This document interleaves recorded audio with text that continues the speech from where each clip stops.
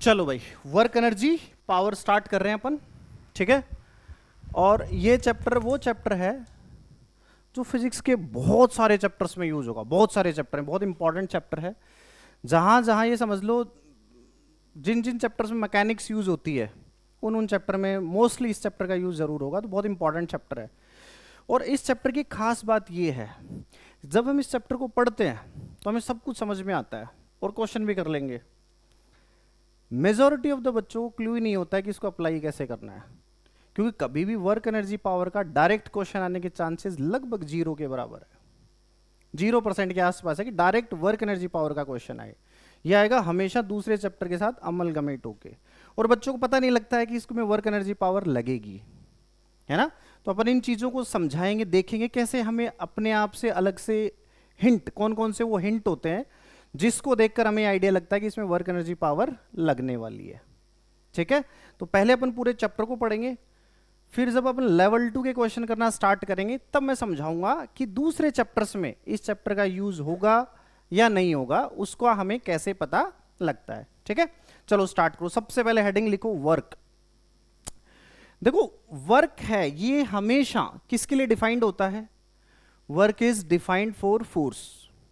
सबसे पहली बात, कभी पूछे कि कितना वर्क डन है तो तुम्हारे दिमाग में सबसे पहले क्वेश्चन क्या आना चाहिए? किस फोर्स का वर्क डन है? क्या आना चाहिए बोलो? किस फोर्स का वर्क डन है, ठीक है। ये कैसी क्वांटिटी है बोलो? स्केलर क्वांटिटी की वेक्टर? स्केलर। कैसी क्वांटिटी है? स्केलर क्वांटिटी है। अगर मैं इसकी ऐसा यूनिट की बात करूं तो ऐसा यूनिट क्या होती है बोलो इसकी? जूल। क्या होगी? जूल। बहुत अच्छी बात है। ये किन किन चीजों पर डिपेंड करता है? वर्क है वो किन किन चीजों पर डिपेंड करता है, इसको डिटेल से भी समझाऊंगा, ऐसे चिंता मत करो। ये मत सोचो कि पीपीटी पढ़ रहा हूं, इसको पढ़ेंगे एक बार, क्योंकि हमें नोटबुक में हमारे नोट्स में होनी चाहिए, इसलिए एक बार कहानी को इसको लिख लो, फिर मैं अच्छे से एक्सप्लेन करूंगा कि इसका कैसे किस तरह से यूज होता है,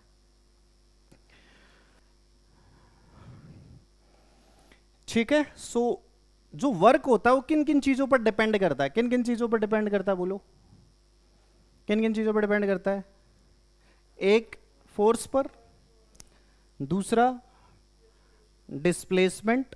अब इसमें मैंने एक चीज लिख रखी है, पूरी लिखनी है तुम्हें, इसको समझाऊंगा इसका मतलब क्या है। बच्चे गलत समझ लेते हैं, डिस्प्लेसमेंट में मतलब डिस्प्लेसमेंट ऑफ द ऑब्जेक्ट समझ लेते हैं, विच इज नॉट ट्रू, है ना। और तीसरी होती है angle between force and displacement. इन तीन चीजों पर डिपेंड करता है। तो वर्क होता है वो किन तीन चीजों पर डिपेंड करेगा बोलो? कौन कौन सी तीन चीजों पर? फोर्स, दूसरा डिस्प्लेसमेंट, और तीसरा angle between force and displacement, ठीक है जी। बहुत अच्छी बात है, तुमने छाप लिया होगा। जैसे मैं तुमसे कहूं कि मान लो कोई एक पर्सन है, ठीक है, उसके सर पे हम एक बहुत बड़ा बॉक्स रख दें। बताओ किसके सर पे रखें? साहिल के सर पे रख देते हैं कि हमने एक बहुत बड़ा बॉक्स रख दिया, ठीक है, और साहिल को कहें कि भाई यहां से तुम्हें वहां तक जाना है, और मैं तुमसे पूछूं बताओ वर्क डन कितना है? बिल्कुल सही क्वेश्चन। जब भी पूछा जाए वर्क डन, किसी भी क्वेश्चन में ये पूछा जाए वर्क डन, तो सबसे पहली चीज जो हमारे दिमाग में आनी चाहिए वो आनी चाहिए क्या बोलो? किस फोर्स का वर्क डन। क्योंकि वर्क डन होता है वो पर्टिकुलर फोर्स का होता है, ऐसे कोई वर्क डन कोई अलग से चीज नहीं होती है। जब भी बोले वर्क डन तो हमारे दिमाग में क्वेश्चन क्या आना चाहिए? किस फोर्स का वर्क डन। तो work done is defined for force, क्योंकि एवरी फोर्स का वर्क अलग अलग, सेम सिचुएशन में हर फोर्स का वर्क डन क्या हो सकता है? अलग अलग हो सकता है। किसी फोर्स का वर्क डन हो सकता है उस केस में 0, किसी फोर्स का वर्क डन हो सकता है नॉन 0, कुछ भी हो सकता है। मतलब जब भी क्वेश्चन में पूछा जाए कि वर्क डन बताओ, तो क्या तुम्हारा क्वेश्चन दिमाग में क्या आना चाहिए? किस फोर्स का वर्क डन। अगर कुछ नहीं बोले, मतलब जितने भी फोर्सेज हैं उन सबका वर्क डन लिखना है। नहीं समझे मेरी बात को? समझ गए क्या? तो वर्क डन इज डिफाइंड, बोलो किसके लिए? वर्क डन किसके लिए डिफाइंड होता है? फोर्स के लिए। किसके लिए डिफाइंड होता है? फोर्स। तो जब भी हमें वर्क पूछा जाए तो सबसे पहला क्वेश्चन हमारे माइंड में क्या अराइज होना चाहिए? कौन से फोर्स का वर्क डन। क्या अराइज होना चाहिए? कौन से फोर्स का वर्क डन, ठीक है। ओके जी, ठीक है। अगर फोर्स तुम्हारा कांस्टेंट हो तो वर्क डन का फॉर्मूला होता है ये, work done bye constant force. बोलो क्या होता है? बोलो work done bye constant force क्या होगा? एफ डॉट एस, याद करो ये कहां पढ़ा था हमने, एफ डॉट एस कहां पढ़ा था बोलो, डॉट प्रोडक्ट कहां पे पढ़ा था, वेक्टर्स के अंदर, किसमें पढ़ा था। अब देखो उनकी एप्लीकेशंस धीरे धीरे स्टार्ट हो जाएंगे, हम क्वांटिटी पढ़ते जाएंगे, डॉट प्रोडक्ट की एप्लीकेशन आ गई, तो वर्क डन बेसिकली क्या होगा, एफ डॉट एस। लेकिन ये फॉर्मूला कब वैलिड है, ये बताता हूं, ये बोल कब तक वैलिड है, ये फॉर्मूला कब वैलिड है बोलो, व्हेन फोर्स इज कांस्टेंट। अरे ये सुनो चंटुश, फोर्स क्या होना चाहिए, कांस्टेंट। अगर फोर्स वेरिएबल होगा तो ये फॉर्मूला एप्लीकेबल नहीं होगा। तो ये फॉर्मूला कब एप्लीकेबल है ये बताओ, व्हेन फोर्स इज कांस्टेंट। तो इस बात को लिखना, this formula is applicable only when force is constant, this formula is applicable only when force is constant. अगर फोर्स तुम्हारा कांस्टेंट है उसी केस में वर्क डन तुम्हारा क्या होगा, W is equal to what, F dot S. Very good, बहुत अच्छी बात है,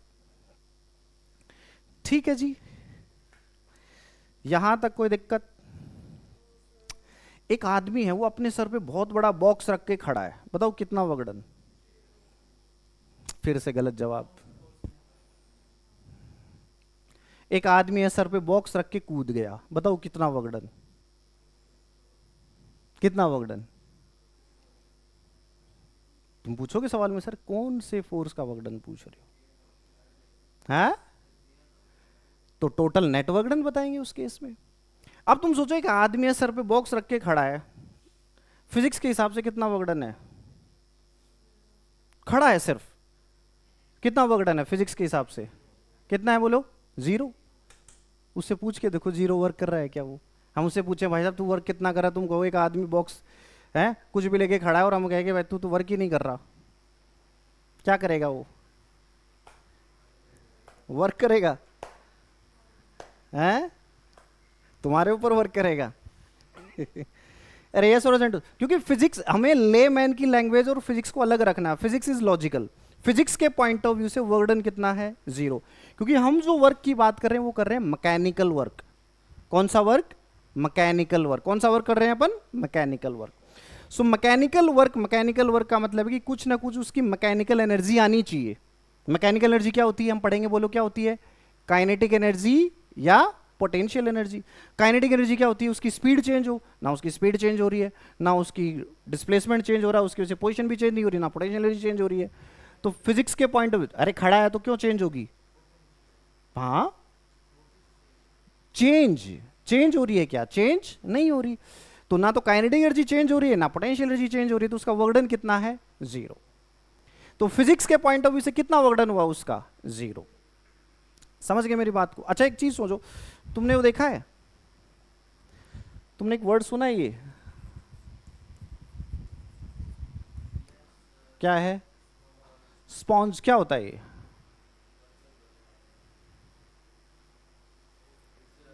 सुना, स्पॉन्जी रसगुल्ले। हाँ अब समझ में आया सर, स्पॉन्जी रसगुल्ले नहीं होते, अपन जाके बोले भैया यार स्पंज वाले रसगुल्ले दो, बोलते हो कि नहीं बोलते हो, वो जो स्पॉन्ज बोलते हो वो यही है। स्पॉन्ज का मतलब क्या होता है, बेसिकली उसमें इलास्टिक प्रॉपर्टी हो। कैसी प्रॉपर्टी हो, इलास्टिक। अरे ये सो कि 2 पॉइंट के बीच की डिस्टेंस क्या हो जाए, चेंज। एक होता है रिजिड, एक होता है स्पॉन्ज। रिजिड में चेंज नहीं होती, जैसे पेन है, ये क्या है, रिजिड है, इसके किसी भी 2 पॉइंट के डिस्टेंस को तुम चेंज नहीं कर सकते जब तक डिफॉर्मेशन ना करोगे। अरे ये सुनो चंटोश। और स्पॉन्ज में क्या होता है, जैसे तुम ये देख लो ना, क्या बोलते हैं इसको अपन, जिससे बर्तन धोते हैं, हाँ बिल्कुल, पॉलिश करते हैं, क्लीनिंग करते हैं, मैट्रेसेस हैं, अरे है कि नहीं है। जैसे मान लो मैंने एक ऐसा एग्जाम्पल लो, क्योंकि अपन व्हाइट बोर्ड पे पढ़ रहे हैं। अरे क्यों, स्पॉन्ज की जरूरत थोड़ी ना है। देखो ध्यान से, एक पेज देना रफ, एक उस जो चीज मैं समझाना चाह रहा हूं, एक पेज देना रफ। क्या बात है लड़के, देखो ध्यान से, मान लो ये पेज है, ठीक है जी, ठीक है, देख लो बीच में मैंने स्पेस छोड़ रखा है इसके बीच में ना, मैंने इसको ऐसे रखा, ओके जी। अब देखना मैंने इस पे ऐसे फोर्स लगाया, बताओ वर्क हो रहा है कि नहीं, जो मैं लगा रहा हूं, वर्क जीरो है कि नॉन जीरो है? सोचो, ये पेन यहीं पे रख रखा है मैंने, अब बताओ मैं इस पे फोर्स लगा रहा हूं ऐसे, जीरो है कि नॉन जीरो? जीरो है कि non zero?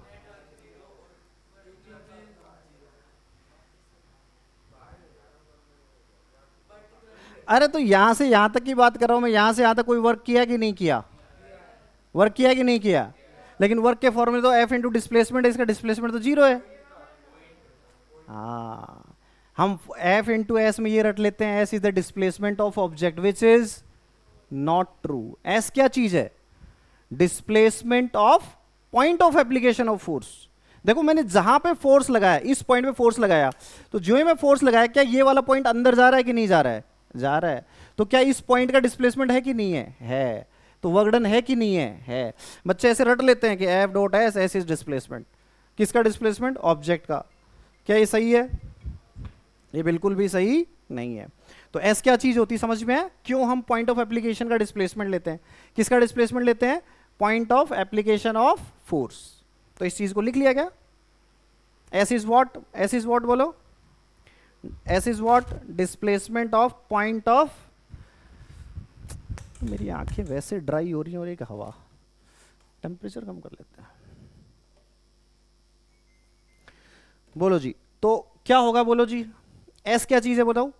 Displacement of object है या पॉइंट ऑफ एप्लीकेशन का डिस्प्लेसमेंट है ना? जिस पॉइंट पे फोर्स लग रहा है उसका डिस्प्लेसमेंट, ठीक है। What about theta? थीटा क्या चीज है? थीटा क्या चीज है बोलो चिंटू? थीटा क्या है? मान लो कोई ऑब्जेक्ट है, मैंने इस पे ऐसे फोर्स लगाया एफ, और लेट से ये ऑब्जेक्ट इधर मूव कर रहा है, तो डिस्प्लेसमेंट कौन सी डायरेक्शन में होगा? इस वाली डायरेक्शन में। तो थीटा कौन से वाला लेंगे? ये वाला। अरे ये सोना चिंटू, तो वर्क का फॉर्मूला क्या हो जाएगा बोलो? F dot S. What is theta? Theta क्या चीज है बोलो?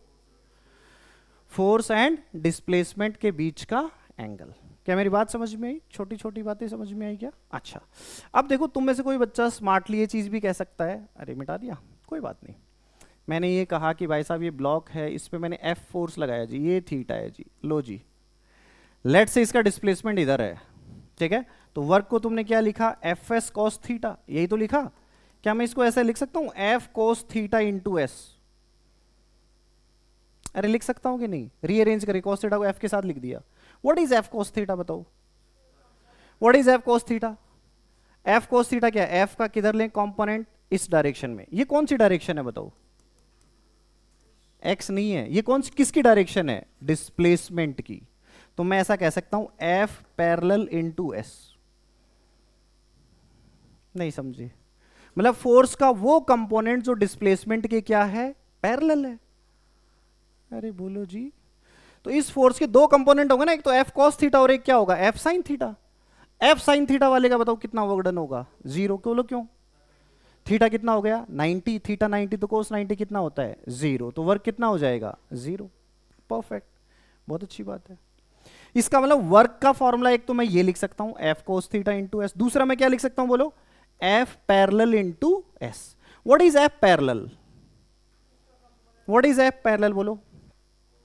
What is F parallel? Component of force which is parallel to displacement. तो इसको लिख लेना। हाँ जी।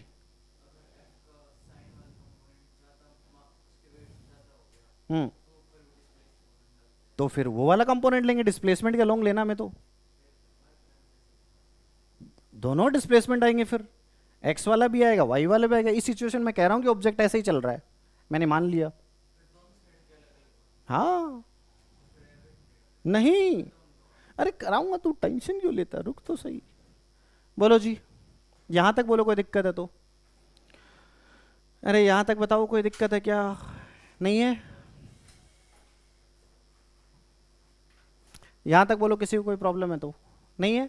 अच्छा सुनो ध्यान से, क्या मैं इसको ऐसा भी लिख सकता हूं बोलो? क्या एफ एस कोस थीटा क्या चीज है? देखो ध्यान से, मान लो मेरा फोर्स ऐसे था, डिस्प्लेसमेंट ऐसे है, ये एंगल थीटा है, तो एस का अगर मैं फोर्स की डायरेक्शन में कंपोनेंट लूं तो बोलो क्या आएगा? S cos theta. और दूसरा कंपोनेंट बोलो कौन सी डायरेक्शन में आएगा? S sine theta. तो क्या मैं इसको ऐसा भी लिख सकता था? F into S parallel.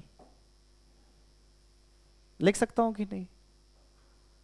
अरे बोलो, बोलो यार, लिख सकते हैं कि नहीं लिख सकते? इसका मतलब वर्क डन के हमारे कितने फॉर्मूले हो गए?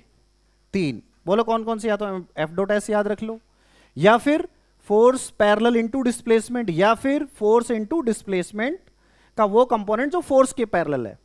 इसका मतलब जब भी हमें वर्क डन निकालना हो तो हमें एक चीज का ध्यान रखना, बोलो क्या? या तो फोर्स का कंपोनेंट ले लो डिस्प्लेसमेंट के डायरेक्शन में, या फिर डिस्प्लेसमेंट का कंपोनेंट ले लो फोर्स की डायरेक्शन में। नहीं समझे यार? बोलो जी। तो क्या वर्क डन की ये 3 डेफिनेशन हमें समझ में आ गई अच्छे से? इन तीनों में से जिस जिस क्वेश्चन में जो हमारे लिए कन्वीनियंट होगा हम उसी को यूज करेंगे। बोलो, कोई दिक्कत, किसी भी तरह की कोई प्रॉब्लम नहीं है? तो वर्क डन बोलो क्या होगा? बोलो वर्क डन क्या होगा? Force into force parallel into displacement, या फिर फोर्स इनटू पैरेलल डिस्प्लेसमेंट, या फिर हम लिख सकते हैं एफ एस कॉस थीटा। क्या लिख सकते हैं? F S cos theta. Perfect. बोलो यार, बताओ वर्क डन जीरो कब होगा? वर्क डन जीरो कब होगा? बोलो जी, वर्क डन जीरो कब होगा ये बताओ। हमें पता है वर्क डन का फॉर्मूला क्या होता है, हमें पता है वर्क डन होता है, हमें पता है वर्क डन क्या होता है। वर्क डन होता है F S cos theta. Natural सी बात है, अगर हमें वर्क को जीरो करना है तो इन तीनों में से किसी एक चीज को जीरो होना होगा। बोलो क्या क्या? बोलो, या तो एफ जीरो है, फोर्स ही नहीं है, या फिर डिस्प्लेसमेंट जीरो है, या फिर कॉस थीटा जीरो है। मतलब थीटा कितना है? 90। फोर्स और डिस्प्लेसमेंट की क्या है? परपेंडिकुलर है। इन तीनों केसेस में वर्क डन कैसा होगा? बोलो जीरो। वर्क डन कैसा होगा? जीरो। तो बताओ वर्क डन कब जीरो होता है? तीनों में से कोई एक केस, तीनों में से बोलो कौन सा? बोलो वो या तो फोर्स खुद जीरो हो, कोई फोर्स ही ना लग रहा हो, या जिस फोर्स की बात कर रहे हैं उसकी वैल्यू जीरो हो, यस और नो चिंटूस, या फिर ऑब्जेक्ट या पॉइंट ऑफ एप्लीकेशन का डिस्प्लेसमेंट कितना हो? जीरो। या फिर तीसरी चीज बोलो क्या? Angle between force and displacement क्या हो? जीरो। उस केस में वर्क डन कैसा होगा? जीरो। परफेक्ट। अच्छा मुझे एक बात बताओ, वर्क डन पॉजिटिव कब होगा? वर्क डन बताओ पॉजिटिव कब होगा? सोचो भाई साहब, हमने कह दिया कि W इज इक्वल टू क्या है? F S cos theta. अगर इसको फोर्स डिस्प्लेसमेंट, ये तो मैग्नीट्यूड लेना है हमें, अगर इसको पॉजिटिव करना है इसका मतलब कॉस थीटा क्या होना चाहिए? पॉजिटिव। कॉस थीटा क्या होना चाहिए? पॉजिटिव। मतलब कॉस थीटा कौन से क्वाड्रेंट में पॉजिटिव होता है? याद करो बेसिक मैथमेटिक्स क्लास। कौन से में? First and fourth. But normally हमारे दो वेक्टर के बीच में एंगल थीटा और पाई माइनस थीटा में से ही होता है, उससे ज्यादा एंगल हो ही नहीं सकता दो वेक्टर्स के बीच में नॉर्मली। अरे ये सोना चिंटुश, तो उस केस में हम क्या कहेंगे? बोलो थीटा क्या होना चाहिए? एक्यूट। थीटा क्या होना चाहिए? एक्यूट। अगर थीटा 0 से लेकर 90 के बीच में है इंक्लूसिव ऑफ 0, तो वर्क डन कैसा होगा? पॉजिटिव। और वर्क डन नेगेटिव कब होगा? बोलो जब थीटा 90 से 180 के बीच में है तो वर्क डन कैसा होगा? नेगेटिव। और थीटा 90 है तो 0। थीटा 90 होगा तो क्या होगा? 0। वो तो हम पढ़ चुके हैं ऑलरेडी। तो वर्क डन पॉजिटिव कब होगा? व्हेन फोर्स एंड डिस्प्लेसमेंट के बीच में एंगल बोलो कैसा होना चाहिए? एक्यूट। और अगर ऑब्ट्यूज है तो नेगेटिव। और अगर 90 डिग्री है तो 0। 0 पॉजिटिव होता है नेगेटिव? 0 पॉजिटिव होता है कि नेगेटिव? नॉन नेगेटिव है, नॉन पॉजिटिव नहीं है। 0 नॉन पॉजिटिव नहीं है।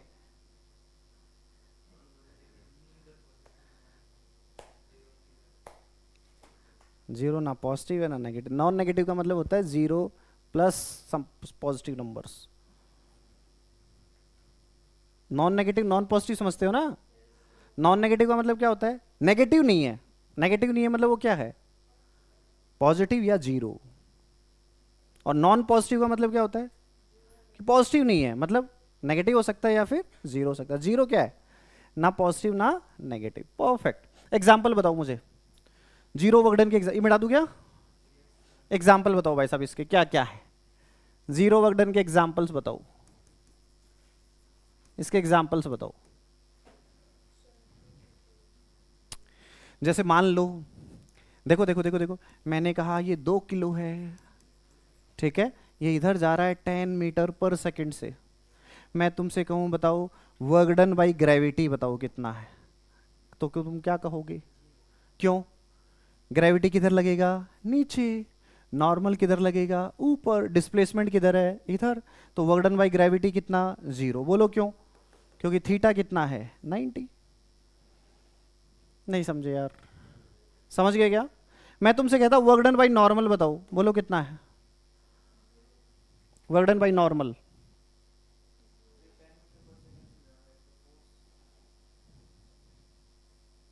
बोलो बोलो, डाउट बोल। वर्क डन बाई नॉर्मल कितना? 0। क्यों? फिर से थीटा कितना है? 90। अरे ये सुनो चिंटूश, क्यों? क्योंकि डिस्प्लेसमेंट इस डायरेक्शन में है, नॉर्मल उधर है, इन दोनों के बीच में कितना एंगल है? 90। समझ नहीं आया यार तुम्हें? आ गया क्या? अच्छा, और देखते हैं हम। मैं तुमसे कहता मान लो एक दीवार है, इसके बगल में मैंने ये ब्लॉक रख दिया 2 kg का, और मैंने कहा कि इस पे एफ फोर्स लग रहा है जिसकी वैल्यू है 10 न्यूटन। बताओ वर्क डन बाई एफ कितना है? वर्क डन बाई एफ बोलो कितना है? बताओ। अरे कितना दिमाग लगाओ यार। वर्क डन बाई एफ कितना है? 0। बोलो क्यों? क्योंकि डिस्प्लेसमेंट कितना है? 0। डिस्प्लेसमेंट कितना है? 0। दीवार के आर पार चली जाएगी तब देखेंगे।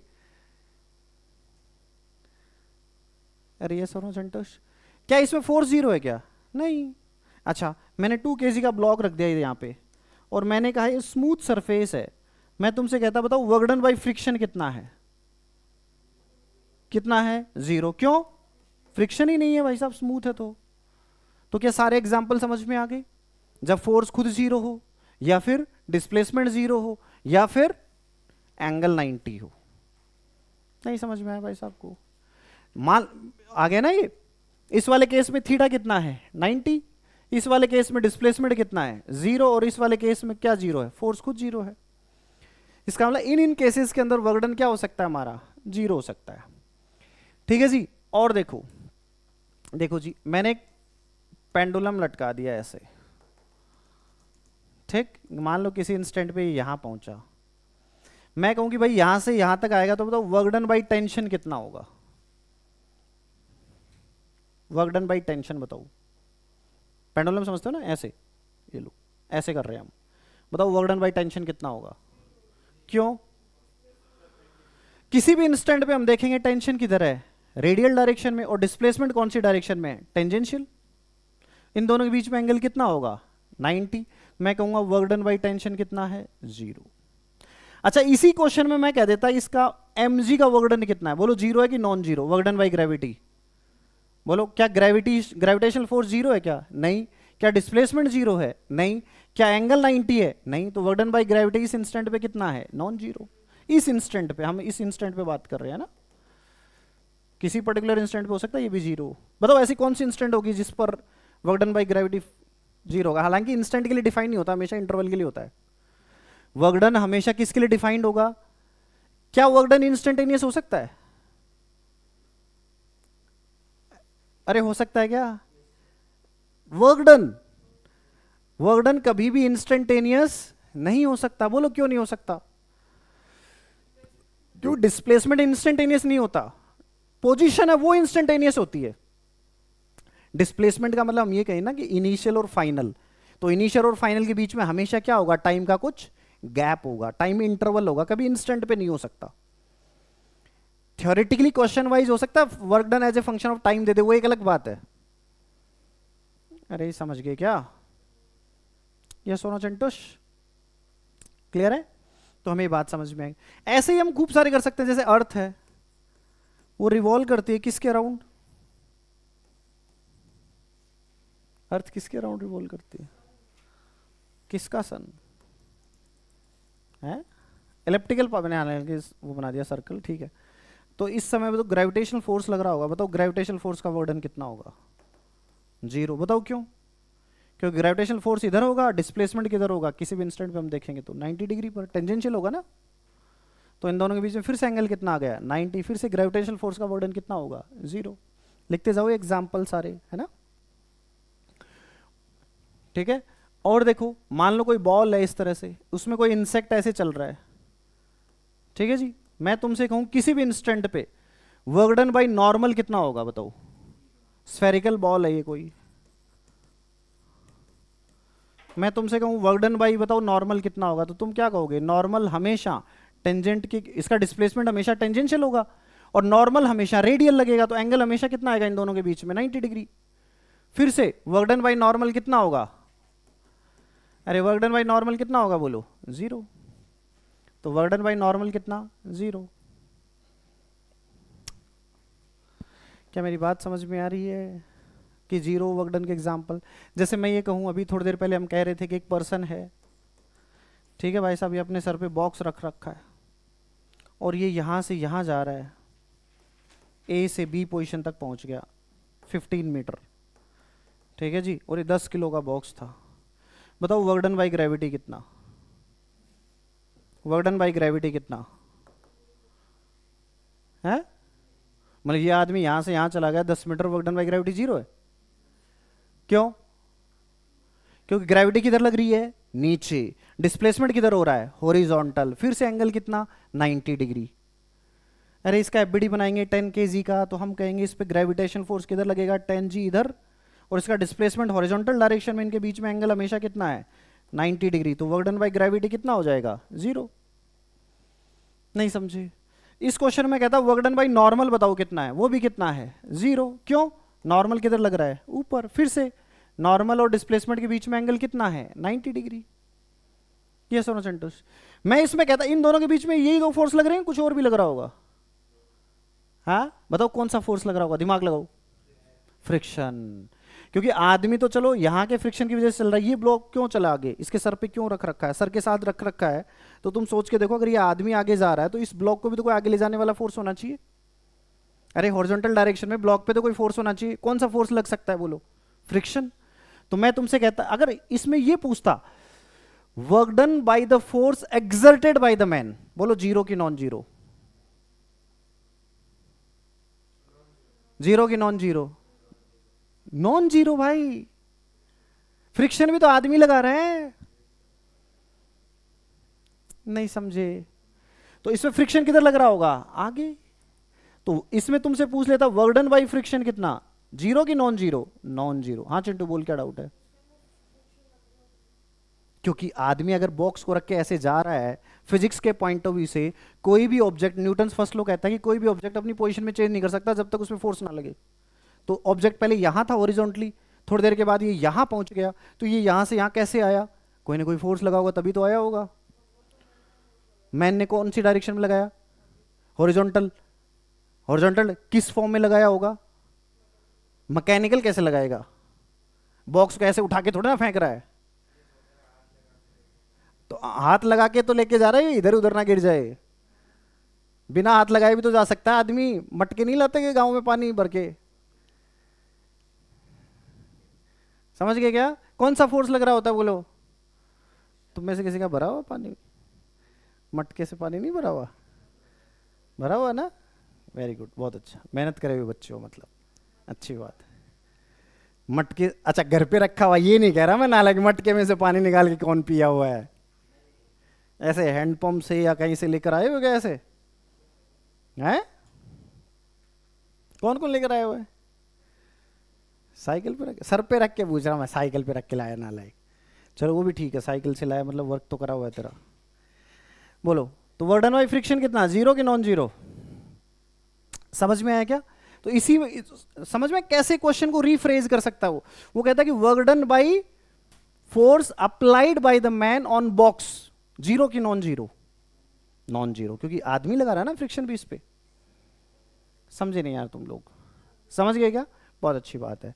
तो क्या हमें 0 वर्क डन का केस समझ में आया क्या है या नहीं समझ में आया, आ गया क्या, बहुत अच्छा है, आ गया तो आगे बढ़ते हैं, कराई थी एग्जाम्पल्स तो, ये देखो पढ़ो इसको,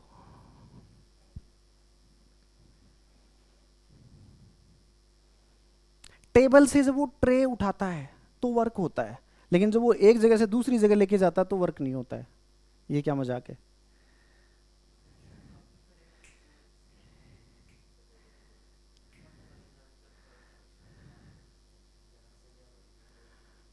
मैं बात कर रहा हूं इस नॉर्मल फोर्स की।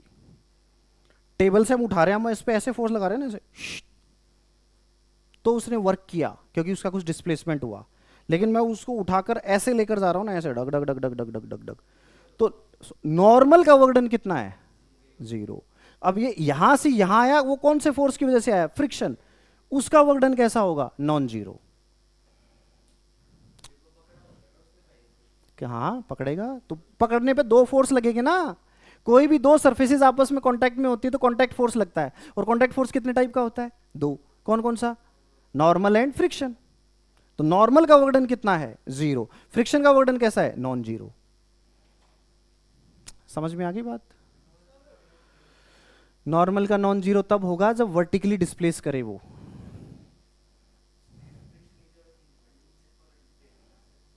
हम्म, हाँ हाँ, यही था।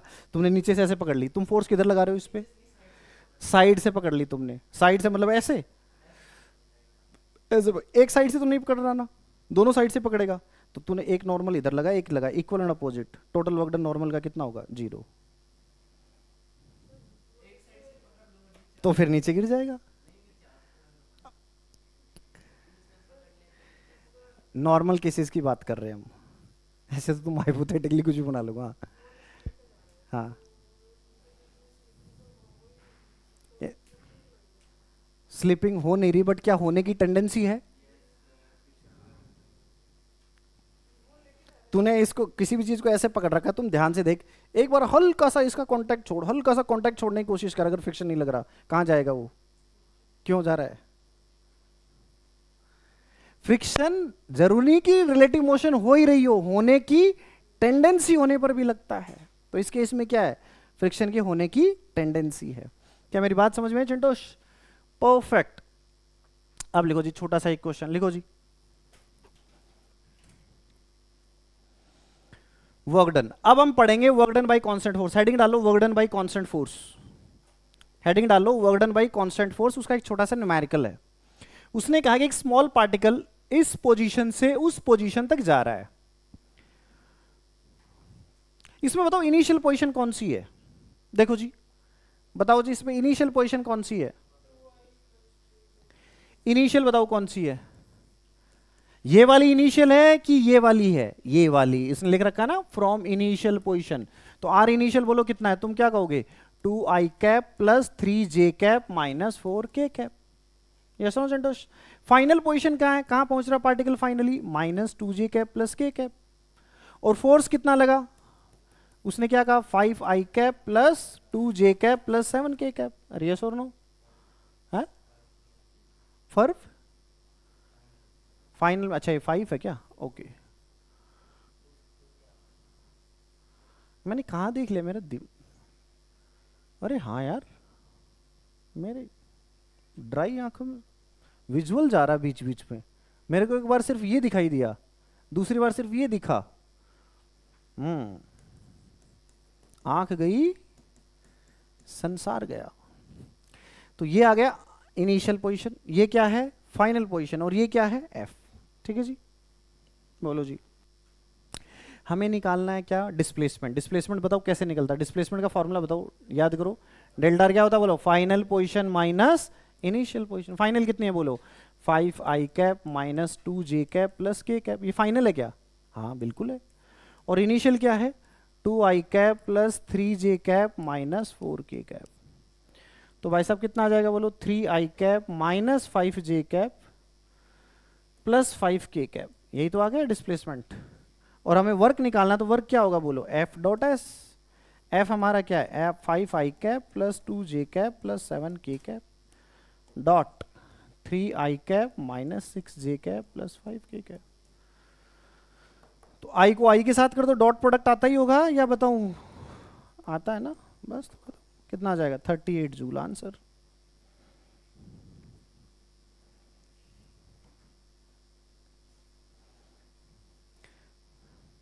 क्या हम ये फॉर्मूला लगा सकते हैं, W is equal to F dot S. क्यों लगा सकते हैं बताओ? फोर्स कांस्टेंट है, कैसे पता चला? यहां से, इसमें कोई भी चीज वेरिएबल है ही नहीं, कांस्टेंट है, इसलिए हम वो फार्मूला आराम से लगा सकते हैं। कोई दिक्कत है तो बोलो जी। हो गया? अरे ये सोनो चंटुश, तो क्या हम वर्क आराम से निकाल सकते हैं कि नहीं निकाल सकते बताओ? कहां पर है 5? कहां पर है? अरे तू नाम बोलना, कहां पर? हाँ 5 ही तो है ये, मैंने 6 लिख दिया क्या? अरे यहाँ पे 5 है, तो -5 इंटू कितना आ जाएगा? 10, तो कितना आ जाएगा? 40 जूल। देखो नालायक, नशे में कर रहे हो हैं, किसी का भी ध्यान नहीं गया है। इतने शांत शांत क्यों भाई? तुम्हारी एनर्जी को क्या हो गया? एनर्जी में क्यों नहीं हो? छुट्टी मना के आए हैं सर, हॉलीडेज हैं, हॉलीडेज इफेक्ट है ये, हॉलीडे इफेक्ट। मिटाएं, आगे बढ़ते हैं। अगला क्वेश्चन करो जी। देखो अब छोटे छोटे क्वेश्चन करते हैं अपन, है ना। लो जी, शुरुआत करते हैं हम छोटे छोटे न्यूमेरिकल्स की।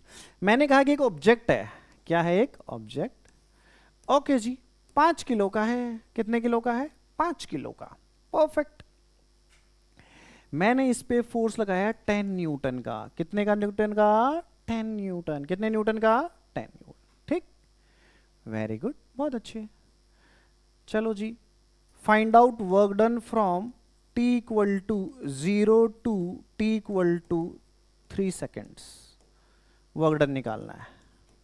All surfaces are smooth. करो जी, शाबाश। हमें पता है कि वर्क डन निकालने के लिए हमें क्या चीजें पता होनी चाहिए बताओ? फोर्स कांस्टेंट है कि वेरिएबल? कांस्टेंट। तो हमें पता है कि एफ डॉट एस, या हम लिख सकते हैं एफ एस कॉस थीटा। तो हमें एक तो फोर्स पता होना चाहिए, डिस्प्लेसमेंट, और एक थीटा पता होना चाहिए। फोर्स हमें क्वेश्चन में दे रखा है, थीटा कितना होगा बोलो? हमें पता है ऑब्जेक्ट पे फोर्स इधर लग रहा है तो ये इधर ही जाएगा, तो थीटा इस केस में कितना है? 0। तो थीटा भी हमें पता चल गया, बहुत अच्छी बात है। तीसरी चीज हमें क्या चाहिए? डिस्प्लेसमेंट।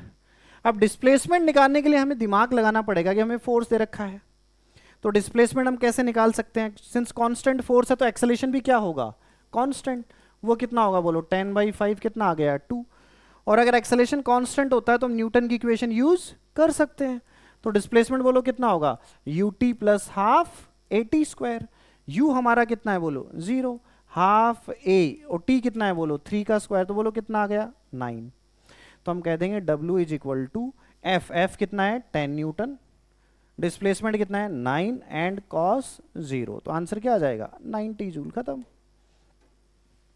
वर्क डन कितना आ जाएगा? 90 joule.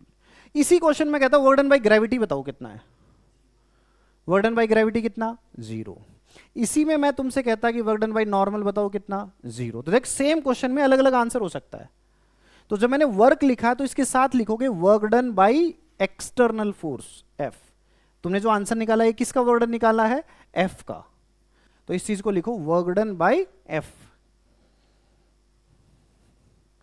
Work done bye F। Perfect. ठीक है जी, आ गया समझ में? अगला क्वेश्चन सुनना ध्यान से। मैंने तुमसे कहा कि भाई साहब मैंने इस पे लगा दिया 20 न्यूटन। कितना लगा दिया? 20। ये 2 kg का है, और यहां पर है म्यू एस है 0.3, म्यू के है 0.2। जल्दी से निकाल दो work done by 20 newton. 2 question है, and work done by friction.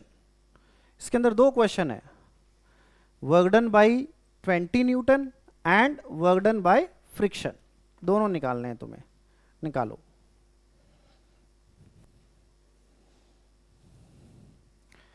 Work done by 20 Newton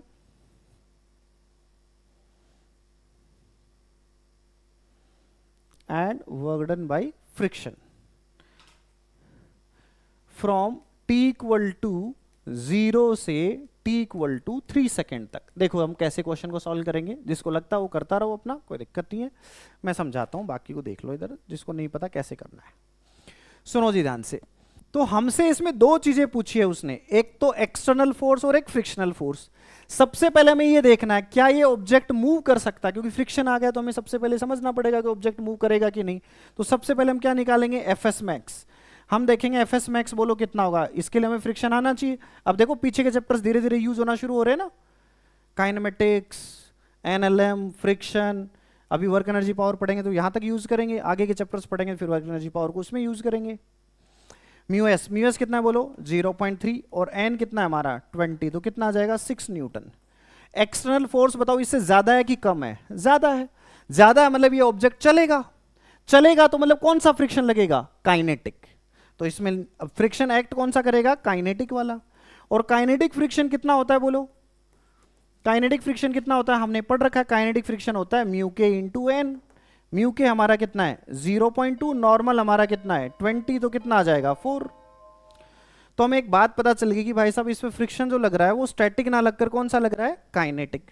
तो हम इसका एफबीडी बनाएंगे, हम कहेंगे कि भाई साहब देखो ध्यान से, इस पर आगे की तरफ 20 न्यूटन लग रहा है, पीछे की तरफ 4 लग रहा है, और ये है 2 kg का। तो बताओ इसका एक्सेलेरेशन कितना होगा, तुम कहोगे net force upon mass. Net force कितना होगा इस पे 20 - 4, वो कितना हो जाएगा बोलो 16/2, मतलब कितना आ जाएगा 8। तो तुम्हें पता चल गया कि इस ऑब्जेक्ट का एक्सेलेरेशन है 8। कहां से कहां तक पूछा बोलो 0 से 3 सेकेंड। तो सबसे पहले तो डिस्प्लेसमेंट निकालो, डिस्प्लेसमेंट हम निकालेंगे, हम कहेंगे ut + ½ at²। क्यों, क्योंकि हमें पता है कि एक्सेलेरेशन कांस्टेंट होता है तो न्यूटन की इक्वेशन यूज कर सकते हैं। एक्सेलेरेशन हमारा 8 है तो ये आ जाएगा बोलो कितना 36 मीटर। डिस्प्लेसमेंट पता चल गया हमें 36 मीटर। अब हम क्या करेंगे, इंडिविजुअल फोर्सेज का वर्क डन निकाल लेंगे। सबसे पहला क्वेश्चन क्या था, वर्क डन बाई 20 न्यूटन। तो वर्क डन बाई 20 न्यूटन क्या होगा, force displacement into cos theta. Force कितना है 20 न्यूटन, डिस्प्लेसमेंट कितना है 36, थीटा कितना है 0, क्योंकि ऑब्जेक्ट इसी डायरेक्शन में जा रहा है, फोर्स भी इधर ही लग रहा है, तो थीटा कितना हमारा 0। तो ये कितना आ जाएगा बोलो 720 जूल। बहुत अच्छी बात है। तो वर्क डन बाई 20 कितना आ जाएगा बोलो 720 joule. What about work done by friction, friction का वर्क डन हम निकालेंगे तो हम कहेंगे फ्रिक्शन फोर्स कितना लग रहा है बोलो 4 न्यूटन, डिस्प्लेसमेंट कितना है 36। What about theta 180। ध्यान से देखो फ्रिक्शन किधर लग रहा है पीछे, ऑब्जेक्ट का डिस्प्लेसमेंट किधर है आगे, तो दोनों के बीच में एंगल कितना हो गया 180। तो थीटा 180 मतलब cos 180 कितना होता है -1। तो आंसर कितना आ जाएगा -144 जूल। किसी का अगर +144 आए तो गलत है, क्योंकि ऑप्शन में दोनों चीज होंगी, ये मत सोचना प्लस माइनस की गड़बड़ है। क्लियर है क्या भाई साहब, क्या हम ऐसे क्वेश्चन कर लेंगे। कौन से फ्रिक्शन का वर्क डन आया ये, स्टैटिक की काइनेटिक, कौन सा फ्रिक्शन लग रहा है इसमें बताओ, स्टैटिक लग रहा है कि काइनेटिक, काइनेटिक। तो काइनेटिक फ्रिक्शन का वर्क डन कितना आ गया -144 जूल। क्या हम ऐसे क्वेश्चंस कर लेंगे आराम से, बहुत अच्छी बात है। और थोड़ी सी प्रैक्टिस कर लो जी। देखो जी मैंने कहा ये लो 5 kg, मैंने इधर लगा दिया जी 10 न्यूटन, ठीक है जी, और ये एंगल है 37 डिग्री। फिर से मैंने कहा कि t = 0 से t = 2 सेकेंड्स में एक तो f work done by f निकालो कितना होगा, जल्दी से सॉल्व कर दो भाई। वर्क डन बाई f कितना होगा,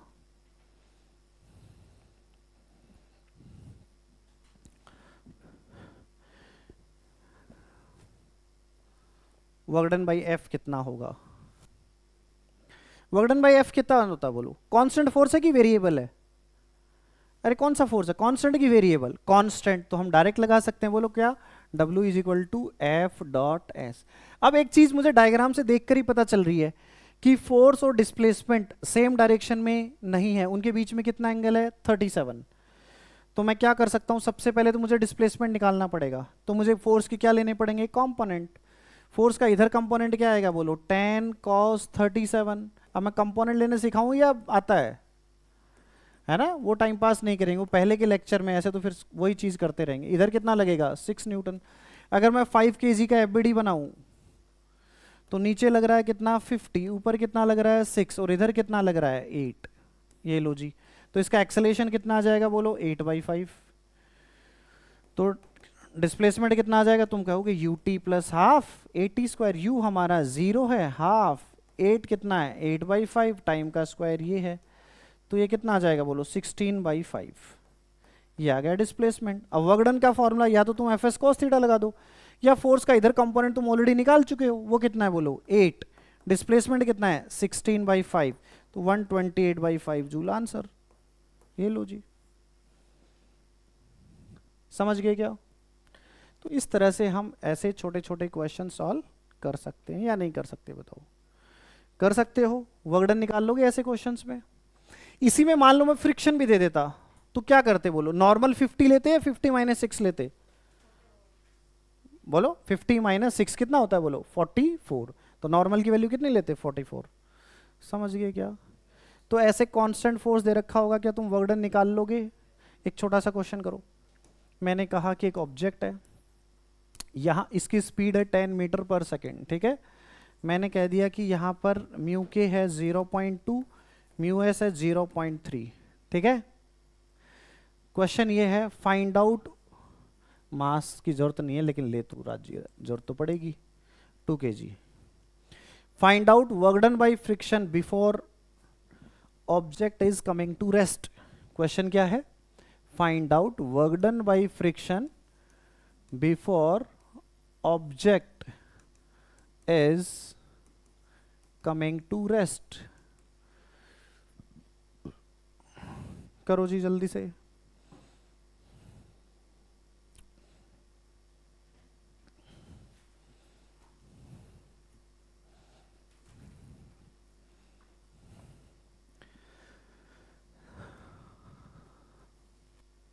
करो शाबाश, 1 मिनट का टाइम है, देखता हूं कौन सबसे पहले करता है। ये लो जी, स्टार्ट कर दिया मैंने टाइमर, लो कौन सबसे पहले करता है?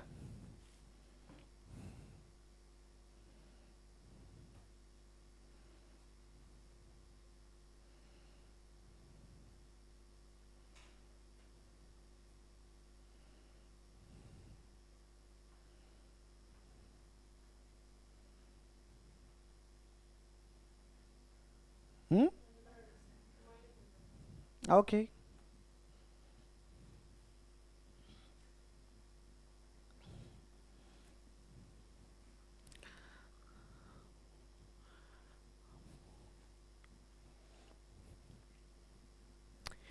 पहले बताओ, फोर्स फिक्स है कि वेरिएबल है? कांस्टेंट है कि वेरिएबल? कांस्टेंट है। अगर फोर्स कांस्टेंट होता है तो हमें एक बात पता है, क्या पता है बोलो? हम इस पर क्या लगा सकते हैं? क्या लगा सकते हैं बताओ?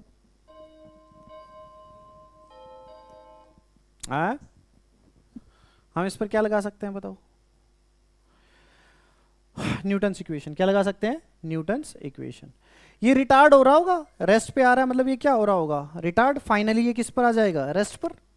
मान लो ऑब्जेक्ट यहां पहुंच के रेस्ट पर आ गया, इस जगह के, इसकी वेलोसिटी कितनी हो गई? 0। तो इसका रिटार्डेशन कितना होगा? हम एनएलएम में पहले ही कर चुके हैं, बोलो कितना होगा? बोलो फ्रिक्शन फोर्स कितना लग रहा होगा इस पे? म्यू एस की म्यू के? म्यू के। क्यों? क्योंकि स्लीपिंग हो रही है तो काइनेटिक फ्रिक्शन लग रहा होगा। तो 0.2 × 20, ये कितना आ जाएगा? 4। तो रिटार्डेशन कितना आ जाएगा बोलो? Friction upon mass. फ्रिक्शन कितना है? 4/2, कितना आ जाएगा? 2। बहुत अच्छी बात है। तो हमें पता चल गया है कि इस पर रिटार्डेशन है वो कितने मीटर पर सेकंड स्क्वायर का है? 2 मीटर पर सेकंड स्क्वायर का। अब हम न्यूटन इक्वेशन लगा देंगे, v² = u² + 2as, क्योंकि हमें यहां से यहां तक की डिस्टेंस चाहिए ना भैया। तो v हमारा कितना है? 0। u कितना है इस इंस्टेंट पे? 10 का स्क्वायर प्लस 2, a कितना है? -2 × s। या मैंने तुम्हें फॉर्मूला डायरेक्ट लिखवाया था, बताओ किसका? Stopping distance. याद है क्या? u² / 2a। अरे ये सोनो चंटोश, तो अगर वो फॉर्मूलाज हमें याद है तो हम फटाफट इन यहाँ पे चीज़ों को यूज़ कर सकते हैं। तो स्टॉपिंग डिस्टेंस कितनी आ गई इसकी? 25 मीटर। फ्रिक्शनल फोर्स कितना लग रहा है? 4 न्यूटन। तो वर्क डन कितना हो जाएगा? तुम क्या कहोगे? फ्रिक्शन, डिस्प्लेसमेंट और एंगल बोलो कितना है? 180। अरे दोनों के बीच में एंगल कितना है? 180, क्योंकि फ्रिक्शन किधर लग रहा है? पीछे। ऑब्जेक्ट किधर डिस्प्लेस हो रहा है? आगे। तो फ्रिक्शन कितना है? 425 × -1, तो आ जाएगा -100 जूल। समझ नहीं आया यार तुम्हें? कर लोगे ना ऐसे क्वेश्चन? टाइम पास कर रहा हूँ बस मैं फालतू, और कुछ नहीं कर रहा। कर लोगे ऐसे क्वेश्चन? पक्का? एकदम पक्का? अच्छा ओके जी। मैंने कहा देख टाइम पास कैसे करते हैं, ऐसे करते हैं। मैंने कहा position of a particle is given by this, find out work done from t equal to 0 to t equal to 2 seconds. कर दो जी। Mass 2 kilo.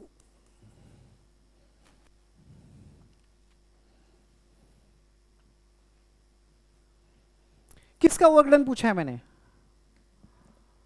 इसमें मैंने लिख रखा है कि position of a particle under the influence of a force F is given by this. तो तुम्हें वर्क डन बाय F निकालना है। समझ में आया कि नहीं? मैंने F की वैल्यू नहीं दी तुम्हें इस बार। समझ में आया? तो क्वेश्चन को ऐसे लिख लेना ताकि समझ में आए कैसे हमें मैनिपुलेट करना होता है क्वेश्चन को। लिख लो इस बात को कि position of a particle is changing, position of a particle is changing under the influence of a force F, under the influence of force F, under the influence of force F।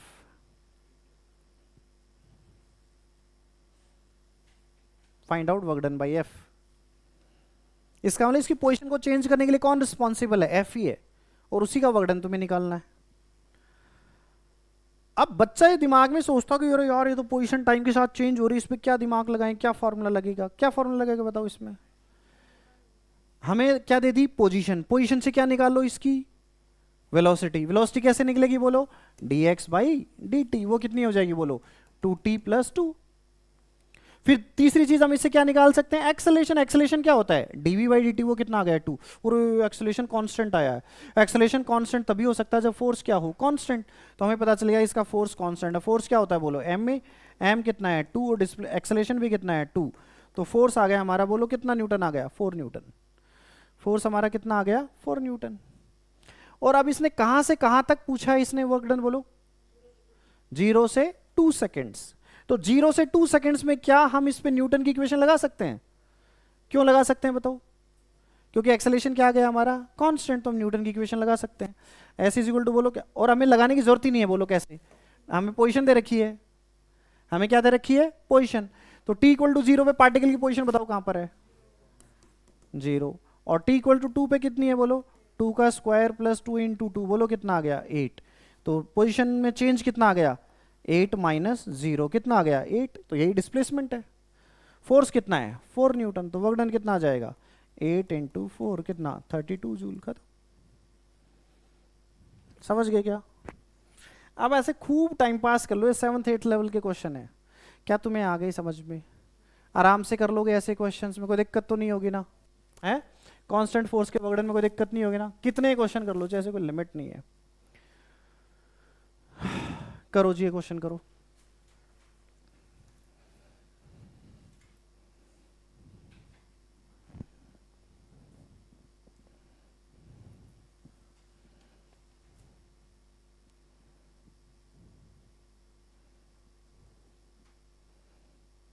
एरोडो का question है लेकिन रद्दी सवाल है।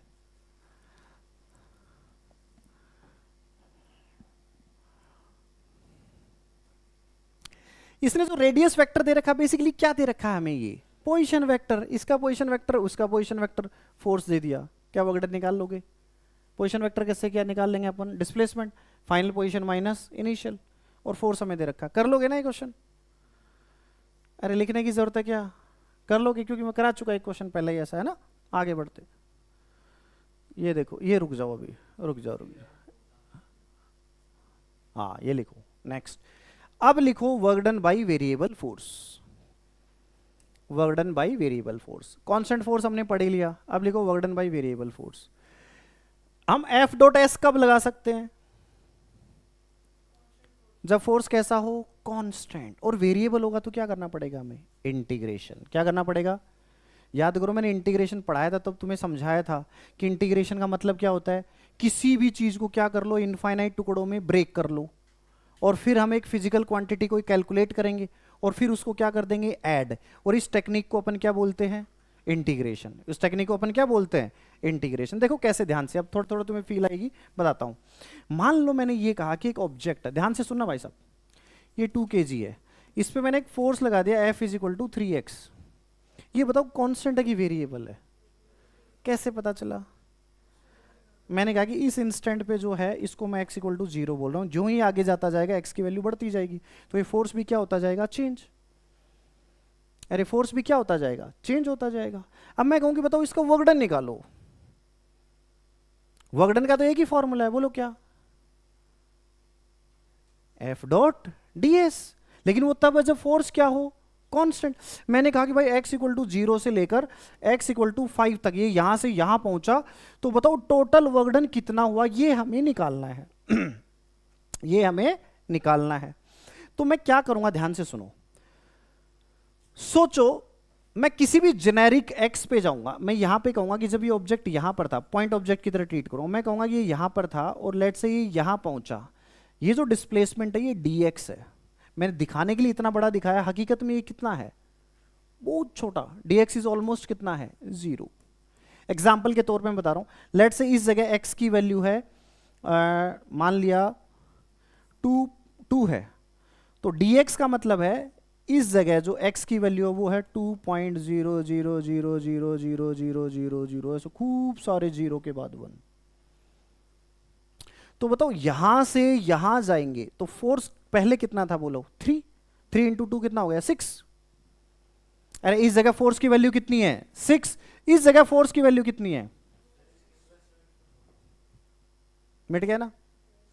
बहुत अच्छा। क्या कह रहा है तू चिंटू स्वामी? क्यों, कोई जरूरी थोड़ी है। 0 फोर्स है, इसमें क्या हो गया? नहीं बढ़ रहा, वहीं रहेगा। उसको पुश कर दिया हल्का सा, कोई भी कुछ भी तरीके से, कुछ भी, तो वो कुछ भी उसका जुगाड़ है, हमें क्या करना है? समझ गए? तो ये यहां पर क्या है बोलो? x, और ये यहां पर क्या है? x equal to 2। तो इस जगह बताओ फोर्स कितना है? इस जगह देखो, मैं कुछ समझाने की कोशिश कर रहा हूं तुम्हें, इंटीग्रेशन कैसे फील आती है इंटीग्रेशन की। इस जगह बताओ f कितना है? 6। इस जगह पे बताओ f की वैल्यू कितनी होगी? 6.0000000, यहां जाके कितना हो जाएगा? 3। यहां से यहां तक फोर्स कितना चेंज हो गया? बहुत कम ना? अरे ये ऑलमोस्ट 6 ही तो है, ये फोर्स है ऑलमोस्ट कितना है? 6। तो यहां से यहां तक फोर्स में कोई सब्सटेंशियल चेंज नहीं हुआ। नहीं समझे? तो क्या इस dx डिस्प्लेसमेंट के लिए मैं इस फोर्स को कांस्टेंट मान सकता हूं? हाँ मान सकता हूं। तुम इस छोटे से डिस्प्लेसमेंट के लिए, for small displacement, what I can write is work done is what? F dot dx। अरे ये सुनो चिट्टूश, ये लिख सकते हैं कि नहीं लिख सकते बोलो? तो तुम क्या करोगे, यहां से यहां तक का अलग से वर्क डन निकाल लोगे, फिर यहां से यहां तक क्या फिर से तुम स्मॉल डिस्प्लेसमेंट के लिए वर्क डन निकाल सकते हो, यहां से यहां तक के लिए फिर से निकाल सकते हो, यहां से यहां तक के लिए, यहां से यहां तक, ऐसे ही हर इस पूरे पाथ को मैंने कितने टुकड़ों में तोड़ लिया? इनफाइनाइट। कितने टुकड़ों में तोड़ लिया? इनफाइनाइट। और हर छोटे टुकड़े का यूज करके मैंने कोई नई क्वांटिटी ब्रेक कर ली। अच्छा बताओ मैंने किसको टुकड़ों में तोड़ा है? कौन सी क्वांटिटी को इनफाइनाइट टुकड़ों में तोड़ा है? एक्स को। एक्स के मैंने इनफाइनाइट टुकड़े कर लिए, और हर टुकड़े की साइज कितनी है? dx। नहीं समझे? समझ गए क्या? और उस dx का यूज करके मैंने एक नई क्वांटिटी निकाल ली, बोलो क्या? dw। क्या निकाल ली? dw। अब हर इस dw को अगर मैं ऐड करूं, ये dw, ये dw, ये dw, ये dw, तो ये टोटल वर्क आ जाएगा। अरे ये सोनो चंटूस, तो हर इस छोटी चीज को तोड़ना और नई क्वांटिटी कैलकुलेट करना और उसको फिर से जोड़ना, यही टेक्निक क्या होती है? इंटीग्रेशन का मतलब सम। अरे इंटीग्रेशन का मतलब क्या होता है? Sum. Integration is sigma. Integration is what? Sigma. तो अगर मैं इस हर छोटे w को ऐड करूंगा तो नेट वर्क डन बोलो क्या हो जाएगा? तुम क्या कहोगे? Integration dw। अरे ये सोनो चंटूस, ये इंटीग्रेशन है ना, ये अपने आप कह रहा है, ये अपने आप क्या कहता है? तुम इसकी लिमिट दोगे x इक्वल टू 0 से लेकर 5, तो देख ये हमने इसको एक इनपुट दे दिया, ये ऑपरेटर है। इंटीग्रेशन क्या है? एक ऑपरेटर मशीन है। हमने इसको इनपुट दिया, क्या दिया? कि x इक्वल टू 0 से लेके 5 तक dw निकालो और उन सबको ऐड करो, और dw हमने डिफाइन कर दिया क्या है? f dot dx। अरे ये सोनो चंटुश, तो ये अपने आप ही इन सबको क्या कर देगा? इंटीग्रेट कर देगा। अरे ये सोना चिंटूस, अगर इंटीग्रेशन की फील आई तो बहुत अच्छी बात है। वर्क डन में इसका कोई खास यूज नहीं है जो मैंने बताया। ये मैंने बताया कि इंटीग्रेशन यूज क्यों होता है। समझे नहीं यार तुम? समझ गए क्या? समझ गए क्या? तो अच्छा, ये तो लेट से मैंने एक्स ही डायरेक्शन को लिया, क्या ऐसे वाई डायरेक्शन में भी जा सकता था ये? क्या ये जेड में भी जा सकता था? अरे जा सकता था कि नहीं जा सकता? तो वर्क डन को हम जेनेरिकली लिखेंगे तो हम क्या लिखेंगे? F dot D S, R initial से लेकर आर फाइनल। आर का मतलब क्या होता है? ये क्लीन कर दूं ना मैं ये सब चीजें? छापनी तो हमें वैसे भी नहीं है सर। वर्क डन बोलो क्या आएगा? F dot D R. हम कहेंगे आर इनिशियल से लेकर आर फाइनल। सुना ध्यान से, एफ को हम क्या लिख सकते हैं बताओ? कोई भी फोर्स है, फोर्स कैसी क्वांटिटी? स्केलर की वेक्टर? टफ सवाल। फोर्स कैसी क्वांटिटी है? फोर्स, फोर्स वेक्टर क्वांटिटी है। वेक्टर क्वांटिटी है फोर्स, लिख रखा है यार वेक्टर। तो तो हम फोर्स को, किसी भी वेक्टर क्वांटिटी को क्या एक्स वाई जेड कंपोनेंट की टर्म्स में लिख सकते हैं कि नहीं लिख सकते? लिख सकते। तो हम क्या लिखेंगे बोलो? एफ एक्स आई कैप, फोर्स का वाई कंपोनेंट होगा वो जे कैप के साथ, और जेड कंपोनेंट होगा उसको क्या लिखेंगे? के कैप। लिख सकते हैं कि नहीं? ऐसे बताओ ये डी आर क्या चीज है? क्या है ये? डिस्प्लेसमेंट। अरे डी आर क्या है? डिस्प्लेसमेंट कौन सी डायरेक्शन में हो सकता है? तीनों में। एक्स में भी हो सकता है, वाई में भी हो सकता है, एंड जेड में भी हो सकता है। तो हम ऐसा लिख सकते हैं। अरे ये सुनो संतोष, सुनना ध्यान से। एक्स का जब डॉट प्रोडक्ट करेंगे तो आई का आई के साथ होगा, जे का जे के साथ, और के का के साथ। तो देखो ध्यान से क्या आ जाएगा? एफ एक्स डी एक्स, और क्या आएगा बोलो? एफ वाई डी वाई, और एफ जेड डी जेड। अरे मैंने डॉट हटा दिया इसमें से, क्यों हटाया बोलो? कर तो दिया भाई, आई का आई के साथ हो तो गया। नहीं समझे क्या? जे का जे के साथ हो गया और के का के। तो यहां पर हमें डॉट या वेक्टर लगाने की जरूरत नहीं है। अब सोचिए कौन सी डायरेक्शन में हम स्टडी कर रहे हैं इस वर्क, कौन सी डायरेक्शन में? हालांकि वर्क कैसी क्वांटिटी? स्केलर है कि वेक्टर? स्केलर। लेकिन फोर्स कैसी क्वांटिटी है? वेक्टर। तो किस वाले फोर्स का वर्क डन निकाला है हमने? एक्स वाले का। किस वाले का? एक्स। तो इसमें, अरे ध्यान से देखो, इसमें जो लिमिट रखेंगे वो किसकी लिखेंगे बोलो? एक्स की। तो हम क्या कहेंगे? एक्स इनिशियल से एक्स फाइनल। इसमें बोलो किसकी लिमिट रखेंगे? एक्स की वाई की? वाई इनिशियल से वाई फाइनल। और इसमें जेड इनिशियल से जेड फाइनल। ये हमारा आ जाएगा वर्क डन। लो जी, अब इसको रट्टा मारने की जरूरत है कि समझ गए? अरे इंटीग्रेशन करना है, एक्स के साथ कर रहे हैं तो एक्स की लिमिट रख दो, वाई के साथ कर रहे हैं तो वाई की लिमिट रख दो, और जेड के साथ कर रहे हैं तो जेड की लिमिट रख दो। छाप लो जल्दी से इसको एक बार, 30 सेकेंड के अंदर छापो छापो।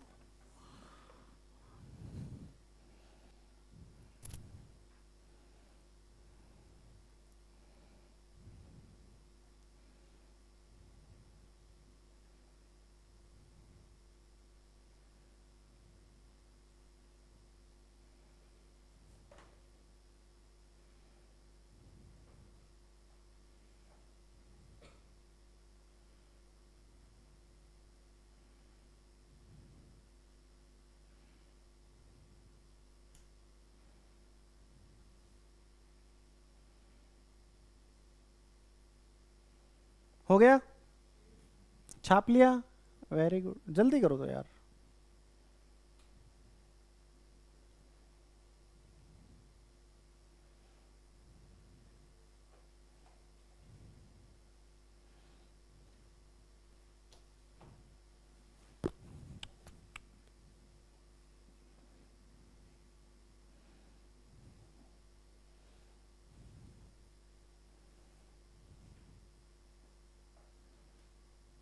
करें क्या? चलो जी, लिखो जी। क्वेश्चन करता हूँ इस पे बेस। मैंने कहा कि एक ऑब्जेक्ट है जी, बहुत अच्छी बात है। इस पे मैंने एक फोर्स लगा दिया जी, 3x स्क्वायर।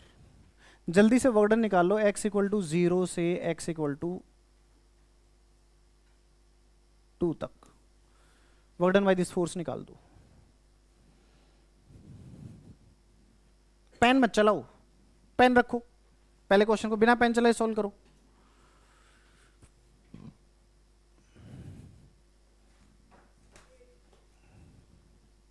बिना पेन चलाए सॉल्व करो जल्दी से।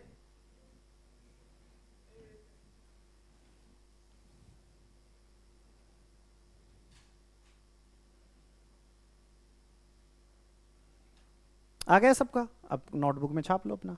हम कैसे कहेंगे? हम कहेंगे भाई वेरिएबल फोर्स का वर्णन करना है। अच्छा एफ डॉट डी एक्स, अच्छा बहुत सही है। एफ हमारा 3x² है, सिंस इसी डायरेक्शन में जा रहा है, फोर्स भी इसी पर डिपेंडेंट है, तो दोनों के बीच में एंगल 0 होगा, तो डी एक्स कॉस 0। या हमें लिखने की जरूरत नहीं। एक्स की लिमिट कहाँ से कहाँ तक? 0 से 2। ये तो कांस्टेंट है, बाहर आ जाएगा। X square D x, x square का इंटीग्रेशन होता है x³/3, 3 से 3 कट गया, लिमिट कहाँ से कहाँ तक? 0 से 2, तो 2 की क्यूब 0 की क्यूब, आंसर क्या आ जाएगा? 8 जूल। खत्म। नहीं समझे यार तुम लोग? समझ गए क्या? अभी रुक जा, तू टेंशन क्यों ले रहा है? टेंशन क्यों ले रहा है अभी? मैंने कहा नेक्स्ट क्वेश्चन, मैंने कहा F is equal to x² i cap plus Y J cap, नहीं 3y³ j cap plus 2x²। 1 coma -1 से तुम पार्टिकल को लेकर जा रहे हो 2 कोमा नहीं -1, 2 तक। ए से बी तक ले जाने में वर्क डन निकाल दो इस फोर्स का। Find out work done by F to move particle from A to B. Particle को हमें ए से बी लेकर जाना है, तो इसका वर्क डन निकाल दो। एफ का वर्क डन कितना होगा? कर दो जी जल्दी से।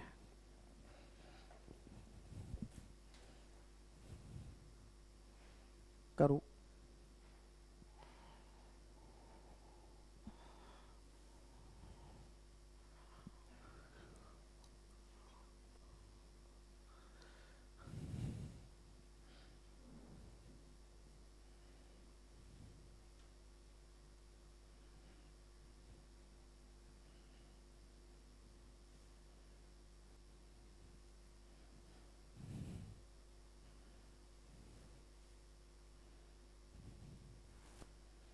तो हम क्या कहेंगे भाई साहब?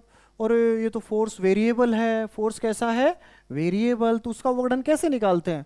उसका वर्क डन तो अरे एक्स का एक्स के साथ इंटीग्रेशन करेंगे, वाई वाले का वाई के साथ। एक्स में एक्स, एक्स की लिमिट बोलो 1 से कहाँ पे जा रहे हैं? -1, तो 1 से लेकर -1। वाई की लिमिट क्या होगी? -1 से 2। अरे इसमें एक्स इनिशियल हमारा क्या है? 1, और फाइनल कोऑर्डिनेट कितना है? -1, तो 1 से -1। वाई का कोऑर्डिनेट क्या है? -1 से लेकर 2, तो -1 से लेकर 2। एफ एक्स हमारा कितना है बोलो? 2x² dx। ओके जी, 1 से लेकर -1, प्लस एफ वाई हमारा कितना है? 3y³ into D Y. और z कंपोनेंट है नहीं तो उसको लिखने की जरूरत भी नहीं है, z होता तो हम z भी लिख देते, कोई दिक्कत नहीं है जी। तो ये तो आ गया 2, क्या आ जाएगा बोलो? x³/3, लिमिट कहाँ से कहाँ तक?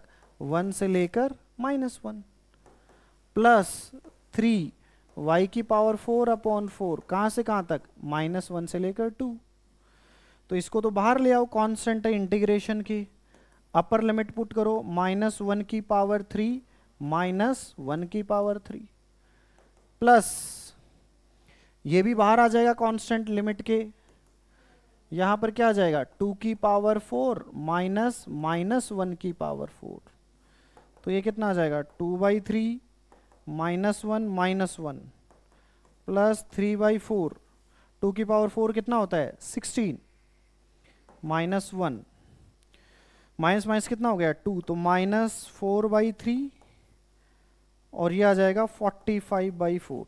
अब इसको एलसीएम ले लो, -16 + 135/12, तो ये आ जाएगा 119/12। This is the answer. समझ गए किस किस का सही था? ओके, वेरी गुड, शाबाश। क्या ऐसे क्वेश्चन कर लोगे आराम से कि नहीं कर पाओगे? नहीं कर पाओगे? अच्छा ठीक है, आगे बढ़े। परफेक्ट। अच्छा हाँ जी, अब आते हैं एक क्वेश्चन पे, देखो ध्यान से। मैंने कहा 2 kg है। इस बार मैंने फोर्स है ना, इस बार जो मैंने फोर्स है वो मैंने टाइम का फंक्शन दे दिया ऐसे, t² + 2, ठीक है। और तुमसे पूछ लिया क्या पूछ लिया तुमसे, t इक्वल टू 0 से t इक्वल टू 1 सेकेंड, इसको हेडिंग करके लिख लेना, when force is given as a function of time, heading करके लिख लेना, उसको कैसे करते हैं क्वेश्चन को solve, when force is given as a function of time, instead of position force हमें इंस्टेंटेनियस दे दे, तो हम कैसे करेंगे, ध्यान से देखो जी, हमें पता है वर्क डन बोलो क्या होता है, हमें पता है वर्क डन होता है बोलो क्या, F dot D R, yes और नो संतोष, लेकिन ये फॉर्मूला तब लगाएगा जब फोर्स किसके डिपेंडेंट हो, डी आर पर। अरे याद करो, हम इंटीग्रेशन कब कर सकते हैं किसी भी चीज का, वाई डी एक्स करते हैं ना, तो वाई क्या होता है, जैसे साइन एक्स का करना है तो याद करो वाई है, ये किसका फंक्शन है बताओ, एक्स का, तभी तो इसका इंटीग्रेशन कर सकते हो। अरे ये सोनो संतोष, तो ऐसे ही फोर्स का dr के साथ इंटीग्रेशन तब कर सकते हैं जब f किसका फंक्शन हो, r का, लेकिन हमारे क्वेश्चन में f r का फंक्शन ना होकर किसका है, टाइम का, तो हमें कुछ ना कुछ छेड़खानी करनी पड़ेगी इसके साथ। तो वो छेड़खानी क्या होती है, ध्यान से देखो, हम कहेंगे ये dt के साथ हमने इसको मल्टीप्लाई कर दिया और डिवाइड कर दिया, कर सकते हैं ऐसा, अरे कर सकते हैं कि नहीं कर सकते, कर सकते हैं। dr बाई dt बोलो क्या होता है, वेलोसिटी, क्या होता है, वेलोसिटी, तो एफ डॉट वी इंटू क्या आ जाएगा, ये डॉट नहीं है, डॉट प्रोडक्ट, क्योंकि ये कैसी क्वांटिटी होगी, एफ डॉट वी का रिजल्ट, स्केलर की वेक्टर, स्केलर, तो ये तो स्केलर है, तो ये भी क्या होना चाहिए, स्केलर, तो ये आ जाएगा वर्क डन। हाँ, समझाने के लिए, समझने के लिए ऐसे समझ लो, हमने हकीकत में करा है, हमने, मैं पढ़ाऊंगा थोड़े के बाद, हमने निकाली है पावर, और वर्क डन होता है पीडीटी। पावर क्या होती है, रेट ऑफ डूइंग वर्क, वही, बट समझाने के लिए ऐसे समझा दिया जाता है। अरे ये सुनो चिंटूश, तो जब फोर्स अगर टाइम का फंक्शन दे रखा हो तो हम क्या निकाले, एफ डॉट डी एक्स ना करके क्या करेंगे, एफ डॉट वी, क्या निकालेंगे, F dot V into D T. अब इस क्वेश्चन को सॉल्व कर दो एक बार जल्दी से,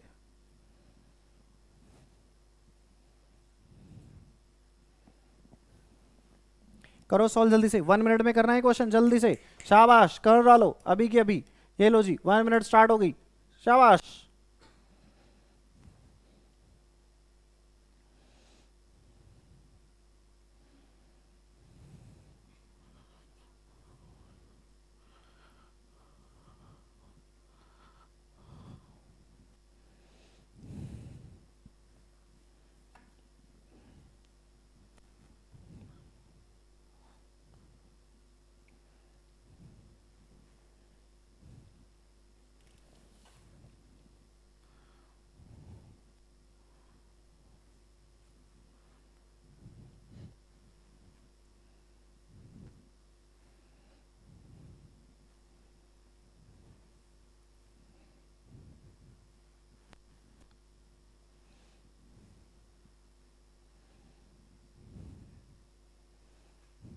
तो सबसे पहले हमें क्या निकालना पड़ेगा, फोर्स तो हमें दे रखा, हमें क्या निकालना पड़ेगा, वेलोसिटी। वेलोसिटी हम कैसे निकालेंगे,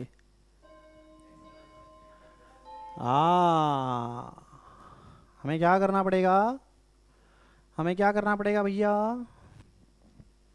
हमें दे रखा है फोर्स, फोर्स कितना है बोलो, टी स्क्वायर प्लस 2, फोर्स को हम क्या लिख सकते हैं, मास इनटू एक्सेलरेशन, क्या लिख सकते हैं, मास इनटू एक्सेलरेशन, तो टी स्क्वायर प्लस 2, तो एक्सेलरेशन क्या आ जाएगा, T square plus 2 upon mass, और मास हमारा कितना है 2 kg, तो अपॉन 2 आ जाएगा, तो ये आ जाएगा टी स्क्वायर बाई 2 प्लस 1, ये हमारा आ गया एक्सेलरेशन। ठीक है जी, बहुत अच्छी बात है। यहां से हमें क्या निकालनी पड़ेगी, वेलोसिटी।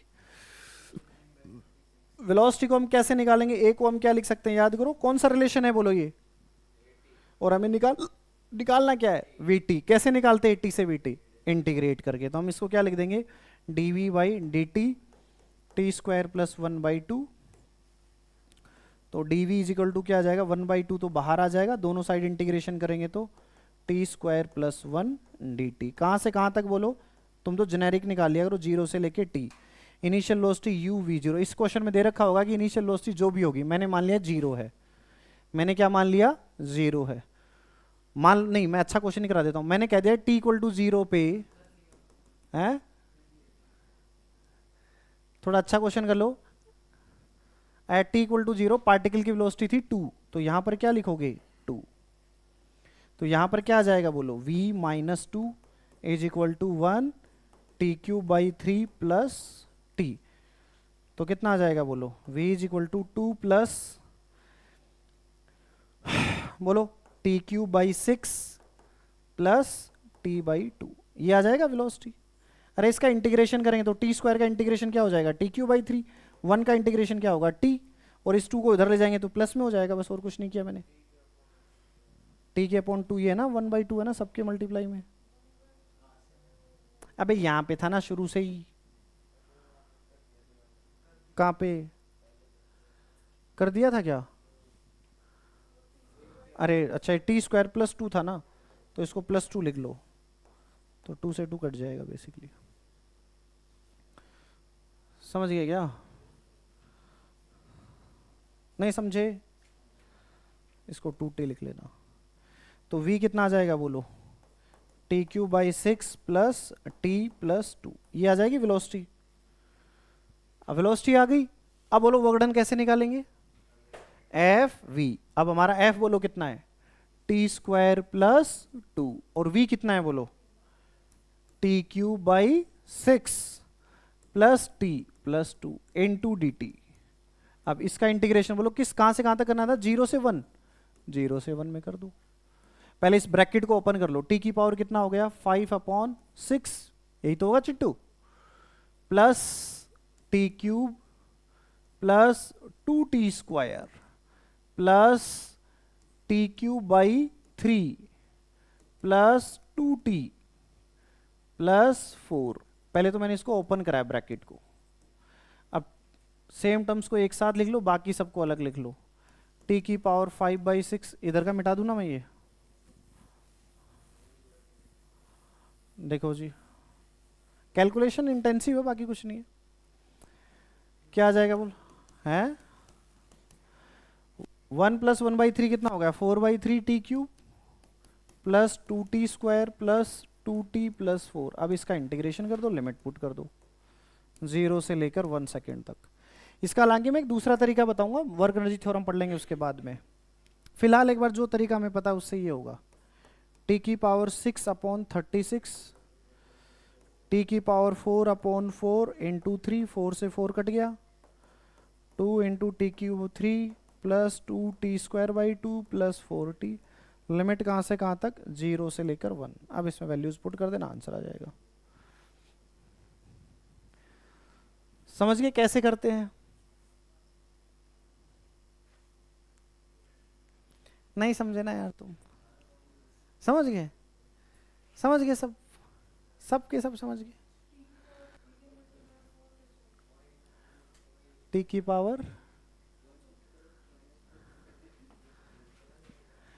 समझ में आया कैसे करना? एक क्वेश्चन खुद से कर दो चलो, फिर उससे मिटा दिया मैंने तो।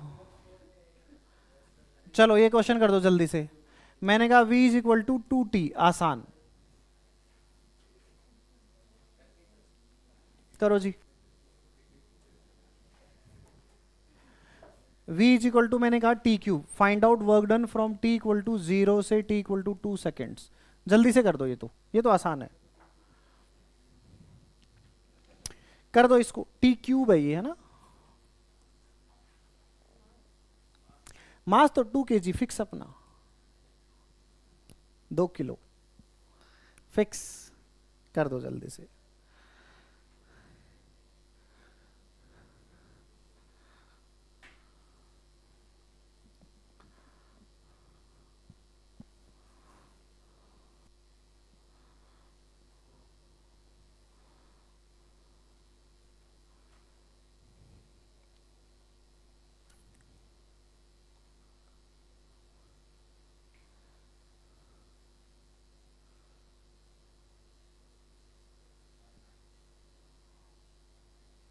वन 192, ओके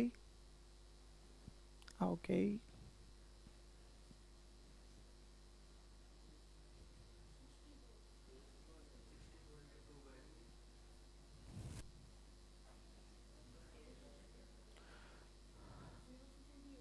हाँ हो गया भाई साहब। हमें पता है कि v हमारा इस केस में क्या है, वेरिएबल। तो सबसे पहले हम यहां से क्या निकालेंगे, एक्सेलेरेशन। एक्सेलेरेशन बोलो क्या होगा, dv बाई dt। वो कितना आ जाएगा बोलो, 3t स्क्वायर। एक्सेलेरेशन कितना आ जाएगा, 3t स्क्वायर। तो फोर्स कितना हो जाएगा, मास इनटू एक्सेलेरेशन। मास 2 kg, एक्सेलेरेशन 3t स्क्वायर है, तो ये कितना आ जाएगा बोलो, 6t स्क्वायर। तो ये हमारा आ गया फोर्स। अब बस सिंपल वर्क डन क्या होता है हमें पता है, F dot V D T. Normally कुछ दे नहीं रखा तो फोर्स की डायरेक्शन में वेलोसिटी है, तो दोनों के बीच में एंगल कितना होगा, 0। तो F हमारा कितना है, 6t स्क्वायर।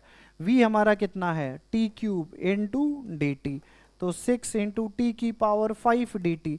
लिमिट कहाँ से कहाँ तक, 0 से लेकर 2 तक। अरे ये सुनो संतोष, t की पावर 5 का इंटीग्रेशन टफ होता है कि नहीं होता है? तो 2 की पावर 6 कितना होता है, बोलो जी। तुम्हारे यही सिंपल सिंपल इंटीग्रेशन गलत हो रहे हैं, मैं क्या करूं?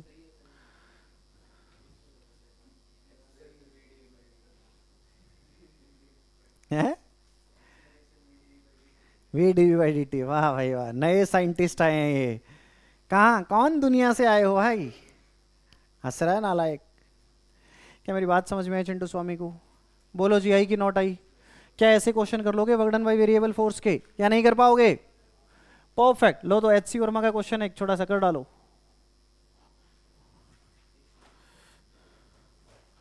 घर से कर लाना, एफ लिख लो बस, और ये लास्ट वाली लाइन लिख लो, बाकी टाइम पास करने की जरूरत नहीं है।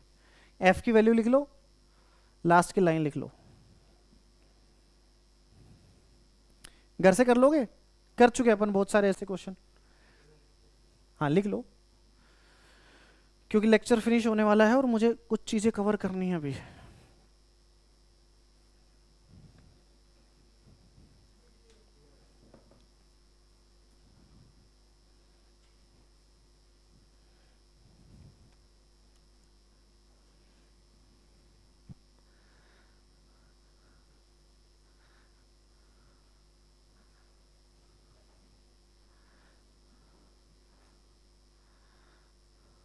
लिख लिया गया? Okay. Work done by gravity लिखो, next heading. Work done by gravity, अलग अलग फोर्सेज का हमें कैसे वर्क डन निकालना है। अब ये सवाल आने बंद हो गए कि इसका वर्क डन निकालो, और ये सब ये ना 6-7 लेवल के क्वेश्चन है, ये आगे जाके यूज होंगे अच्छी चीजों में, वर्क एनर्जी थ्योरम में। इसलिए अपन हर एक चीज को अलग अलग करके पढ़ रहे हैं। वर्क डन बाई ग्रेविटी क्या होगी, सुनो ध्यान से। वर्क डन बाई ग्रेविटी, सुनो जी छोटा सा सवाल करते हैं हम, छोटा छोटा। मैंने कहा कि अपने पास एक 2 kg का ब्लॉक है। कितने kg का ब्लॉक है भाई साहब, 2 kg का। सुनना ध्यान से, कितने kg का ब्लॉक है, 2 kg का, ठीक है। ओके, अब मुझे एक बात बताओ, इसको मैं है ना हॉरिजॉन्टल डायरेक्शन में कितना ही दूर ले जाऊँ तो वर्क डन बाई ग्रेविटी कितना होगा, पक्का क्या? क्यों होगा 0 बताओ, क्यों होगा 0? क्योंकि ग्रेविटी और डिस्प्लेसमेंट के बीच में कितना एंगल है, 90। 90 है तो वर्क डन कितना होगा, 0। ग्रेविटी कब वर्क करेगी, इसको कहां लेके जाएं, ऊपर, या फिर कहां लेकर जाएं, नीचे। लेट से मैं इसको ऊपर लेकर गया ऐसे, यहां लेकर गया, ये डिस्टेंस है लेट से 40 मीटर। मैं तुमसे कहूं बताओ वर्क डन बाई ग्रेविटी, वो क्या, ऑब्जेक्ट का वो कितना, वो मतलब क्या, साइज कुछ नहीं, पॉइंट ऑब्जेक्ट है।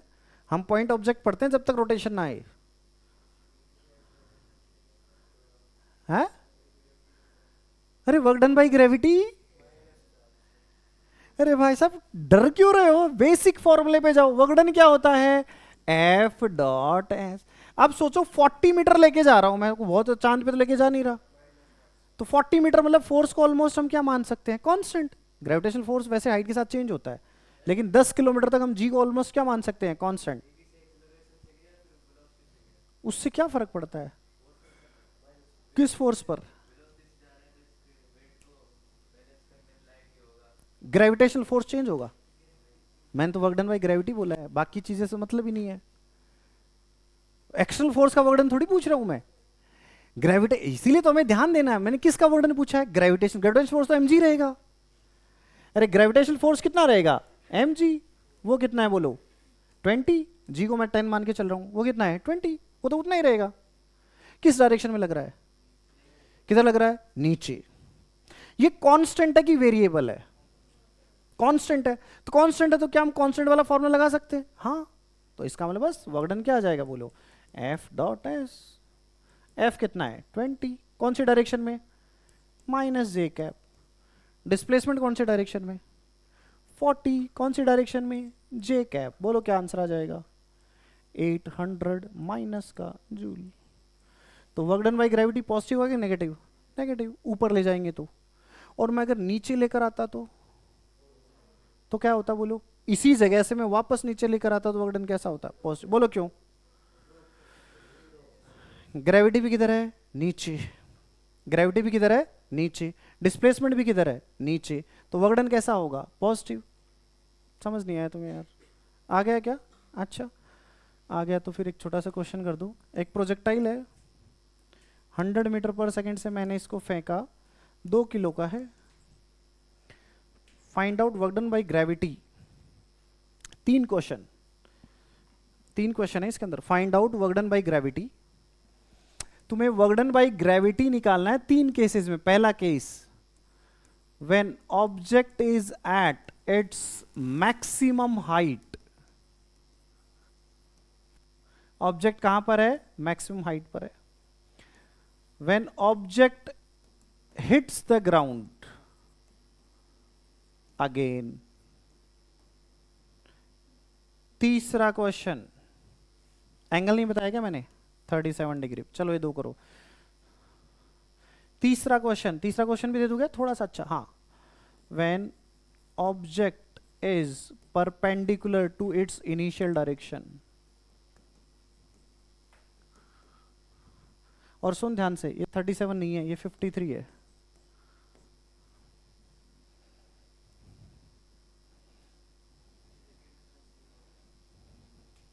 पहले का पहला का बताओ,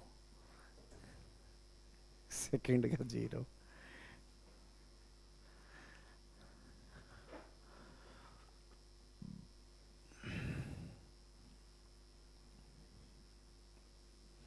एक मिनट का टाइम है तुम्हारे पास, करो जी।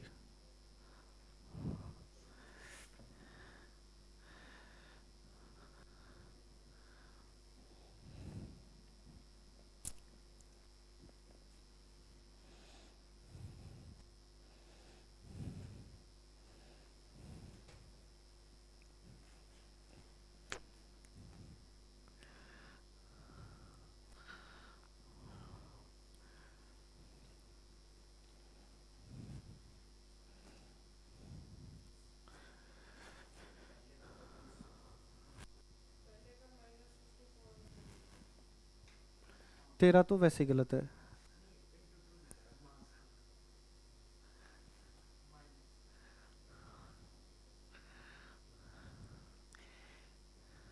It's a bad habit. Leave it ASAP.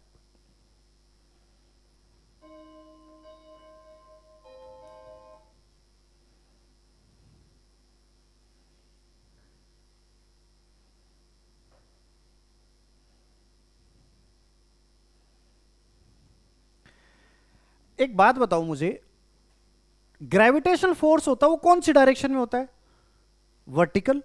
कौन से डायरेक्शन में होता है, वर्टिकल। अब याद करो, मैंने वर्क की तुम्हें डेफिनेशन लिखवाई थी, उसमें मैंने तुम्हें 2 चीज बताई थी, या तो फोर्स का डिस्प्लेसमेंट की डायरेक्शन में कंपोनेंट लो, या डिस्प्लेसमेंट का फोर्स की डायरेक्शन में। अगर ये प्रोजेक्टाइल मोशन कर रहा है, तो जब पहला क्वेश्चन है मैक्सिमम हाइट पे यहां पहुंचा, तो इसका डिस्प्लेसमेंट बेसिकली ये हुआ। अरे डिस्प्लेसमेंट तो यही हुआ, लेकिन फोर्स कौन सी डायरेक्शन में है, वर्टिकल। तो हम डिस्प्लेसमेंट का कंपोनेंट किस डायरेक्शन में लेंगे, वर्टिकल। तो ये बोलो क्या होगा, ये वर्टिकल कंपोनेंट यही तो है डिस्प्लेसमेंट का। और ये कितना होगा हमारा, एच मैक्स। ये हमारा कितना होगा, एच मैक्स। तो एच मैक्स का फॉर्मूला लगा दो बस। वो कितना होगा बोलो, you Y square upon 2g। वो कितना हो जाएगा, U Y square upon 2g। U Y कितना होगा बोलो, 100 साइन 37, इसका स्क्वायर अपॉन 2g। बहुत अच्छी बात है, 100 इंटू 100, और ये कितना हो जाएगा 3/5। इसका भी हमें क्या करना है, स्क्वायर अपॉन 2 × 10, एक जीरो ने एक जीरो को जीरो कह दिया, ये 5 कटेगा तो यहाँ 4 आ जाएगा। बहुत अच्छी बात है। ये 40 × 9 अपॉन 2 तो कितना आ जाएगा भाई साहब? 180 मीटर। यही आएगा 180 मीटर ही आया मैक्सिमम हाइट। कुछ गड़बड़ कर दी क्या? कितना है? 53 है क्या? ओ साइन 53 डिग्री है भाई साहब। 53 है तो ये 4/5 हो जाएगा, तो यहाँ आ जाएगा 16, तो आ जाएगा 320। मैक्सिमम हाइट हमारी कितनी आ गई? 320। तो बस वर्कडन क्या हो जाएगा? कांस्टेंट फोर्स है, कांस्टेंट फोर्स होता है तो बोलो क्या होगा? बोलो कितना है? mg कितना है? 20 × 320, और डायरेक्शन कौन सी है? बोलो cos 180, क्योंकि फोर्स किधर लग रहा है? नीचे, और डिस्प्लेसमेंट किधर हो रहा है? ऊपर, तो दोनों के बीच में एंगल कितना? 180। तो लो जी, माइनस का 6400 जूल इज द आंसर। ऐसे चला? बिल्कुल चला। वर्क किया mg ने, mg किधर है? नीचे, तो इस डायरेक्शन से इसका कोई मतलब नहीं है। क्लियर है कि नॉट क्लियर? दूसरे क्वेश्चन का आंसर बताओ। बोलो क्यों जीरो? क्योंकि वापस कहां पहुंच गया? ग्राउंड को हिट कर रहा है, तो बोलो वर्टिकली कितना डिस्प्लेस हुआ? जीरो। वर्टिकल डिस्प्लेसमेंट जीरो, तो वर्कडन भी कितना? जीरो। तो सेकंड क्वेश्चन का आंसर तो जीरो, क्योंकि there is no vertical displacement. Initial और फाइनल पोजीशन के बीच में there is no vertical displacement, उनके बीच में कोई वर्टिकल डिस्प्लेसमेंट नहीं है, इसलिए वर्कडन भी कितना होगा? जीरो होगा। तीसरा case, when object is perpendicular to its initial direction. अब सोचो, ये प्रोजेक्टाइल में तो एक अलग से क्वेश्चन होता था, फाइंड आउट वे कब इसके परपेंडिकुलर होगा, वही चीज देखो यूज होगी ना दूसरे चैप्टर में। अरे ये सोना संतोष, और अभी तुम्हें ये लग रहा होगा ये मेन क्वेश्चन, ये मेन क्वेश्चन नहीं है। अभी जब क्वेश्चन बनेगा उसके बाद ये उसकी एक छोटी सी इंफॉर्मेशन होगी। समझ गए हम कैसे स्टेप वाइज आगे बढ़ते जा रहे हैं? इसलिए हमें पीछे के चैप्टर्स और पीछे के कॉन्सेप्ट्स अच्छे से क्लियर होनी चाहिए। तो हम कैसे निकालते बोलो ऐसे क्वेश्चंस को? हम मान लेंगे किस इंस्टेंट पे, मान लो भाई यहां जाके ये इस पे 90 डिग्री बना रहा है, इनिशियल डायरेक्शन के साथ कि उस इंस्टेंट पे? इनिशियल के साथ। उस इंस्टेंट पर हमें नहीं बनाना, तो इसके साथ देखेंगे। तो हम कहेंगे मान लो जब ये बनाएगा उस समय वेलोसिटी ऐसे है और इनिशियल वेलोसिटी ये है। अरे ये सोना संतोष, तो उस समय वेलोसिटी इसकी कितनी रही होगी? v, और ये कितनी रही होगी? u। ये एंगल कितना है? 37। तो हमें पता चल गया ये कितना हो गया? अच्छा, ऊपर वाला 53 है क्या? अरे आएगी, बट उससे क्या फर्क पड़ता, हमें तो v चाहिए ना। क्या साइन? नहीं समझे क्या? जब ये पार्टिकल, अरे भाई साहब ये प्रोजेक्टाइल में ऐसे जाता है तो इसका एंगल हॉरिजॉन्टल के साथ धीरे धीरे क्या होता जा रहा है? कम होता जा रहा है। यहां जाके कितना हो जाएगा? जीरो। जब हॉरिजॉन्टल के साथ ये 37 बनाएगा, उस केस में 90 बनेगा टोटल। और वो कब बनाएगा? यहां किसी पॉइंट पर जाकर, क्योंकि यहां से यहां तक 53 से घटते घटते जीरो होगा, फिर जीरो से बढ़ते बढ़ते बढ़ते बढ़ते यहां पर आके वापस कितना होगा? 53। तो इसके इन बिटवीन क्या बना रहा होगा? ये 37। तो हमने मान लिया कि कितना एंगल बनाएगा हम यहां से निकाल लेते हैं। हमें पता है प्रोजेक्टाइल में horizontal component of velocity is no change. तो इनिशियल कितना था उसका हॉरिजॉन्टल कंपोनेंट? तुम क्या कहोगे? u cos 53। जिस समय ये 90 डिग्री पर होगा उस समय मैंने मान ली कि इसकी वेलोसिटी कितनी है? v। फिर उसका हॉरिजॉन्टल कंपोनेंट कितना होगा? v cos 37। ये 37 कैसे आया? क्योंकि टोटल एंगल कितना होना चाहिए? 90। अगले ने कहा कि इनिशियल डायरेक्शन से कितना होना चाहिए? परपेंडिकुलर। तो मान लिया कि जिस इंस्टेंट पे ये परपेंडिकुलर होगा उस समय उसकी वेलोसिटी कितनी होगी? v। नहीं समझे यार? अच्छा समझ ही गए तो फिर सब कुछ खत्म हो गया। ये कितना है? 100 पे का है ना इसको। ये कितना है? 100 cos 53 होता है 3/5। v हमें निकालना है, cos 37 कितना होता है? 4/5। ये हो गया इसके साथ टाटा, ये आ जाएगा 75, नहीं टोटली 75 आएगा, ये आ जाएगा 25। तो v कितना आ जाएगा? 75। ये आ गई वेलोसिटी। ये क्या आ गई? वेलोसिटी। बट हमें वेलोसिटी थोड़ी चाहिए होती है। ये जिस इंस्टेंट में यहां पर कहीं पे बनाएगा तो इसका डिस्प्लेसमेंट तो ये होगा, बट हमें डिस्प्लेसमेंट चाहिए कि वर्टिकल डिस्प्लेसमेंट? क्या ले चाहिए? Vertical displacement. तो वर्टिकल डिस्प्लेसमेंट क्या होगा बोलो जी? हमें क्या चाहिए बोलो? हमें क्या चाहिए बोलो? ये चाहिए y डायरेक्शन में कितना डिस्प्लेसमेंट हुआ। तो y डायरेक्शन में न्यूटन इक्वेशन लगा देंगे। बोलो कौन सी? vy square is equal to uy square plus 2ay into S. अरे v square is equal to u square plus 2as, कौन सी डायरेक्शन में? y में। तो सारी चीजें किसकी लेंगे? y की। vy हमारी कितनी होगी बोलो? 75 का स्क्वायर। uy कितना है? सॉरी ये तो फाइनल वेलोसिटी आई है, उसका कंपोनेंट लेंगे, बोलो कितना आएगा, V Y sine 37, V Y कितना हमारा 75 और उसका 37 कितना होगा ये, तो कितना आ जाएगा 45।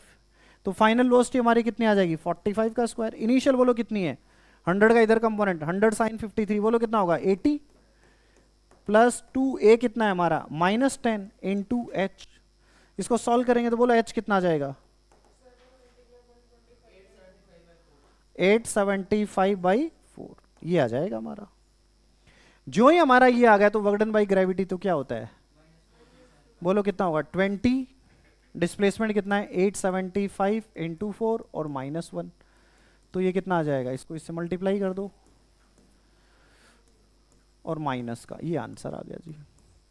तो वर्क डन बाई ग्रेविटी निकालना है तो बोलो हमें क्या ध्यान रखना है, वर्क डन बाई ग्रेविटी क्या होगा, बोलो वर्क डन बाई ग्रेविटी क्या होगा, वर्क डन बाई ग्रेविटी क्या लिखूं मैं, बोलो बोलो क्या लिख सकता हूं, mg इंटू एच। ये प्लस में कब होगा, जब हम कहां से जा रहे हैं, बोलो बोलो अप से कहां जा रहे हैं, डाउन। और वर्क डन बाई ग्रेविटी होगा -mgh, बोलो कब से कहां, up to sorry down to up. अरे ये सुनो Chintush, and what is H, what is H, vertical displacement. इसको लिख लेना, क्या लिखोगे, वर्टिकल डिस्प्लेसमेंट। अच्छा ये फॉर्मूला वैलिड है कब, ओनली व्हेन, कब, only when h is less than 2 kilometre.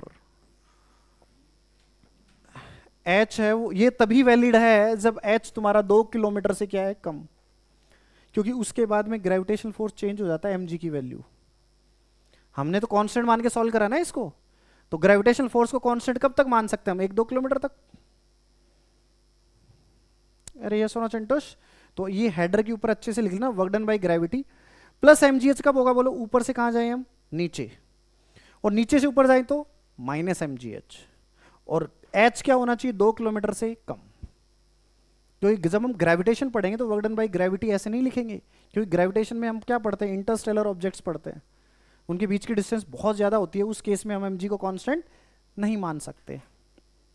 ठीक, आज का लास्ट क्वेश्चन, मुझे पता है तुम थक गए हो, थक गए क्या, थक गए, ये लो जी, मैं इसको लेकर गया 20 मीटर, सुनना ध्यान से, ये 37 डिग्री है, 20 मीटर, वो सेम ऑब्जेक्ट है 2 किलो का ही, ये भी 2 किलो का है, ठीक है जी।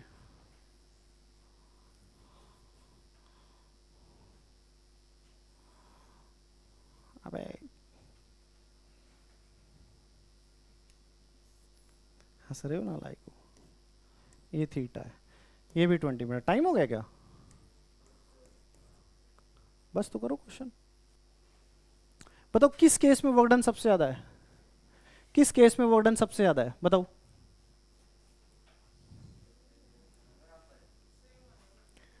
बोलो, मुझे ए से बी ले जाना हर केस में,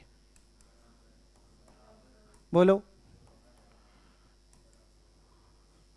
ये थीटा है 20 डिग्री है, वर्क डन बाई ग्रेविटी बोलो कितना होगा, वर्क डन बाई ग्रेविटी इसमें बोलो कितना होगा, तुम कहोगे 20 इंटू 20 -1, नीचे से ऊपर जा रहे हैं तो -400 जूल, इसमें भी कितना आ गया बोलो, वर्टिकल डिस्प्लेसमेंट इसमें भी कितना है 20, इस एंगल से हमें कोई मतलब नहीं है, हमें सिर्फ क्या देखना है, वर्टिकल डिस्प्लेसमेंट। तो वर्टिकल डिस्प्लेसमेंट हमारा फिर से कितना है 20 -1, फिर से कितना आ जाएगा -400 जूल। इस केस में भी वर्क डन बाई के भी कितना है बोलो, 20 इंटू 20 -1 कितना आ जाएगा -400 जूल। नहीं समझे यार तुम लोग, इसका मतलब क्या है बताओ, वर्क डन बाई ग्रेविटी है, एक में हम इसको सीधा ऊपर लेके जा रहे हैं, एक में इसको 37 पे लेके जा रहे हैं, एक में 20 पर लेकर जा रहे हैं, लेकिन अगर हाइट सेम है तो सब में वर्क डन क्या है, सेम। इसका मतलब वर्क डन बाई ग्रेविटी है वो पाथ पर डिपेंड नहीं करती, वर्क डन बाई ग्रेविटी है वो पाथ पर डिपेंड नहीं करती। तो इस लाइन को लिख लेना, work done by gravity does not depend on path, important line है, इसको लिख लेना, work done by gravity does not depend on path.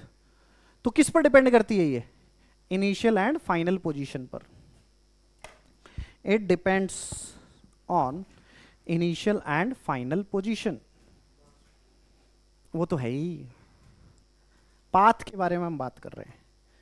Circular लो कैसे, इसको मैं ऐसे ले जा सकता था, देखो ध्यान से, ऐसे घुमा के, उस केस में भी आंसर कितना आता, मैं ऐसे लेके जाता इसको ऐसे घुमा के, तब भी कितना होता, यही होता। मैं इसको ऐसे लेके जाता, इस केस में भी कितना होता, ये बना लेना, ये पाथ भी बना लेना, ऐसे भी। समझ गए क्या? मतलब पाथ से इसको कोई मतलब नहीं है, इसको वर्टिकल डिस्प्लेसमेंट से मतलब है, वो सेम होना चाहिए। ठीक है जी, परफेक्ट। आज का लेक्चर यहीं तक था।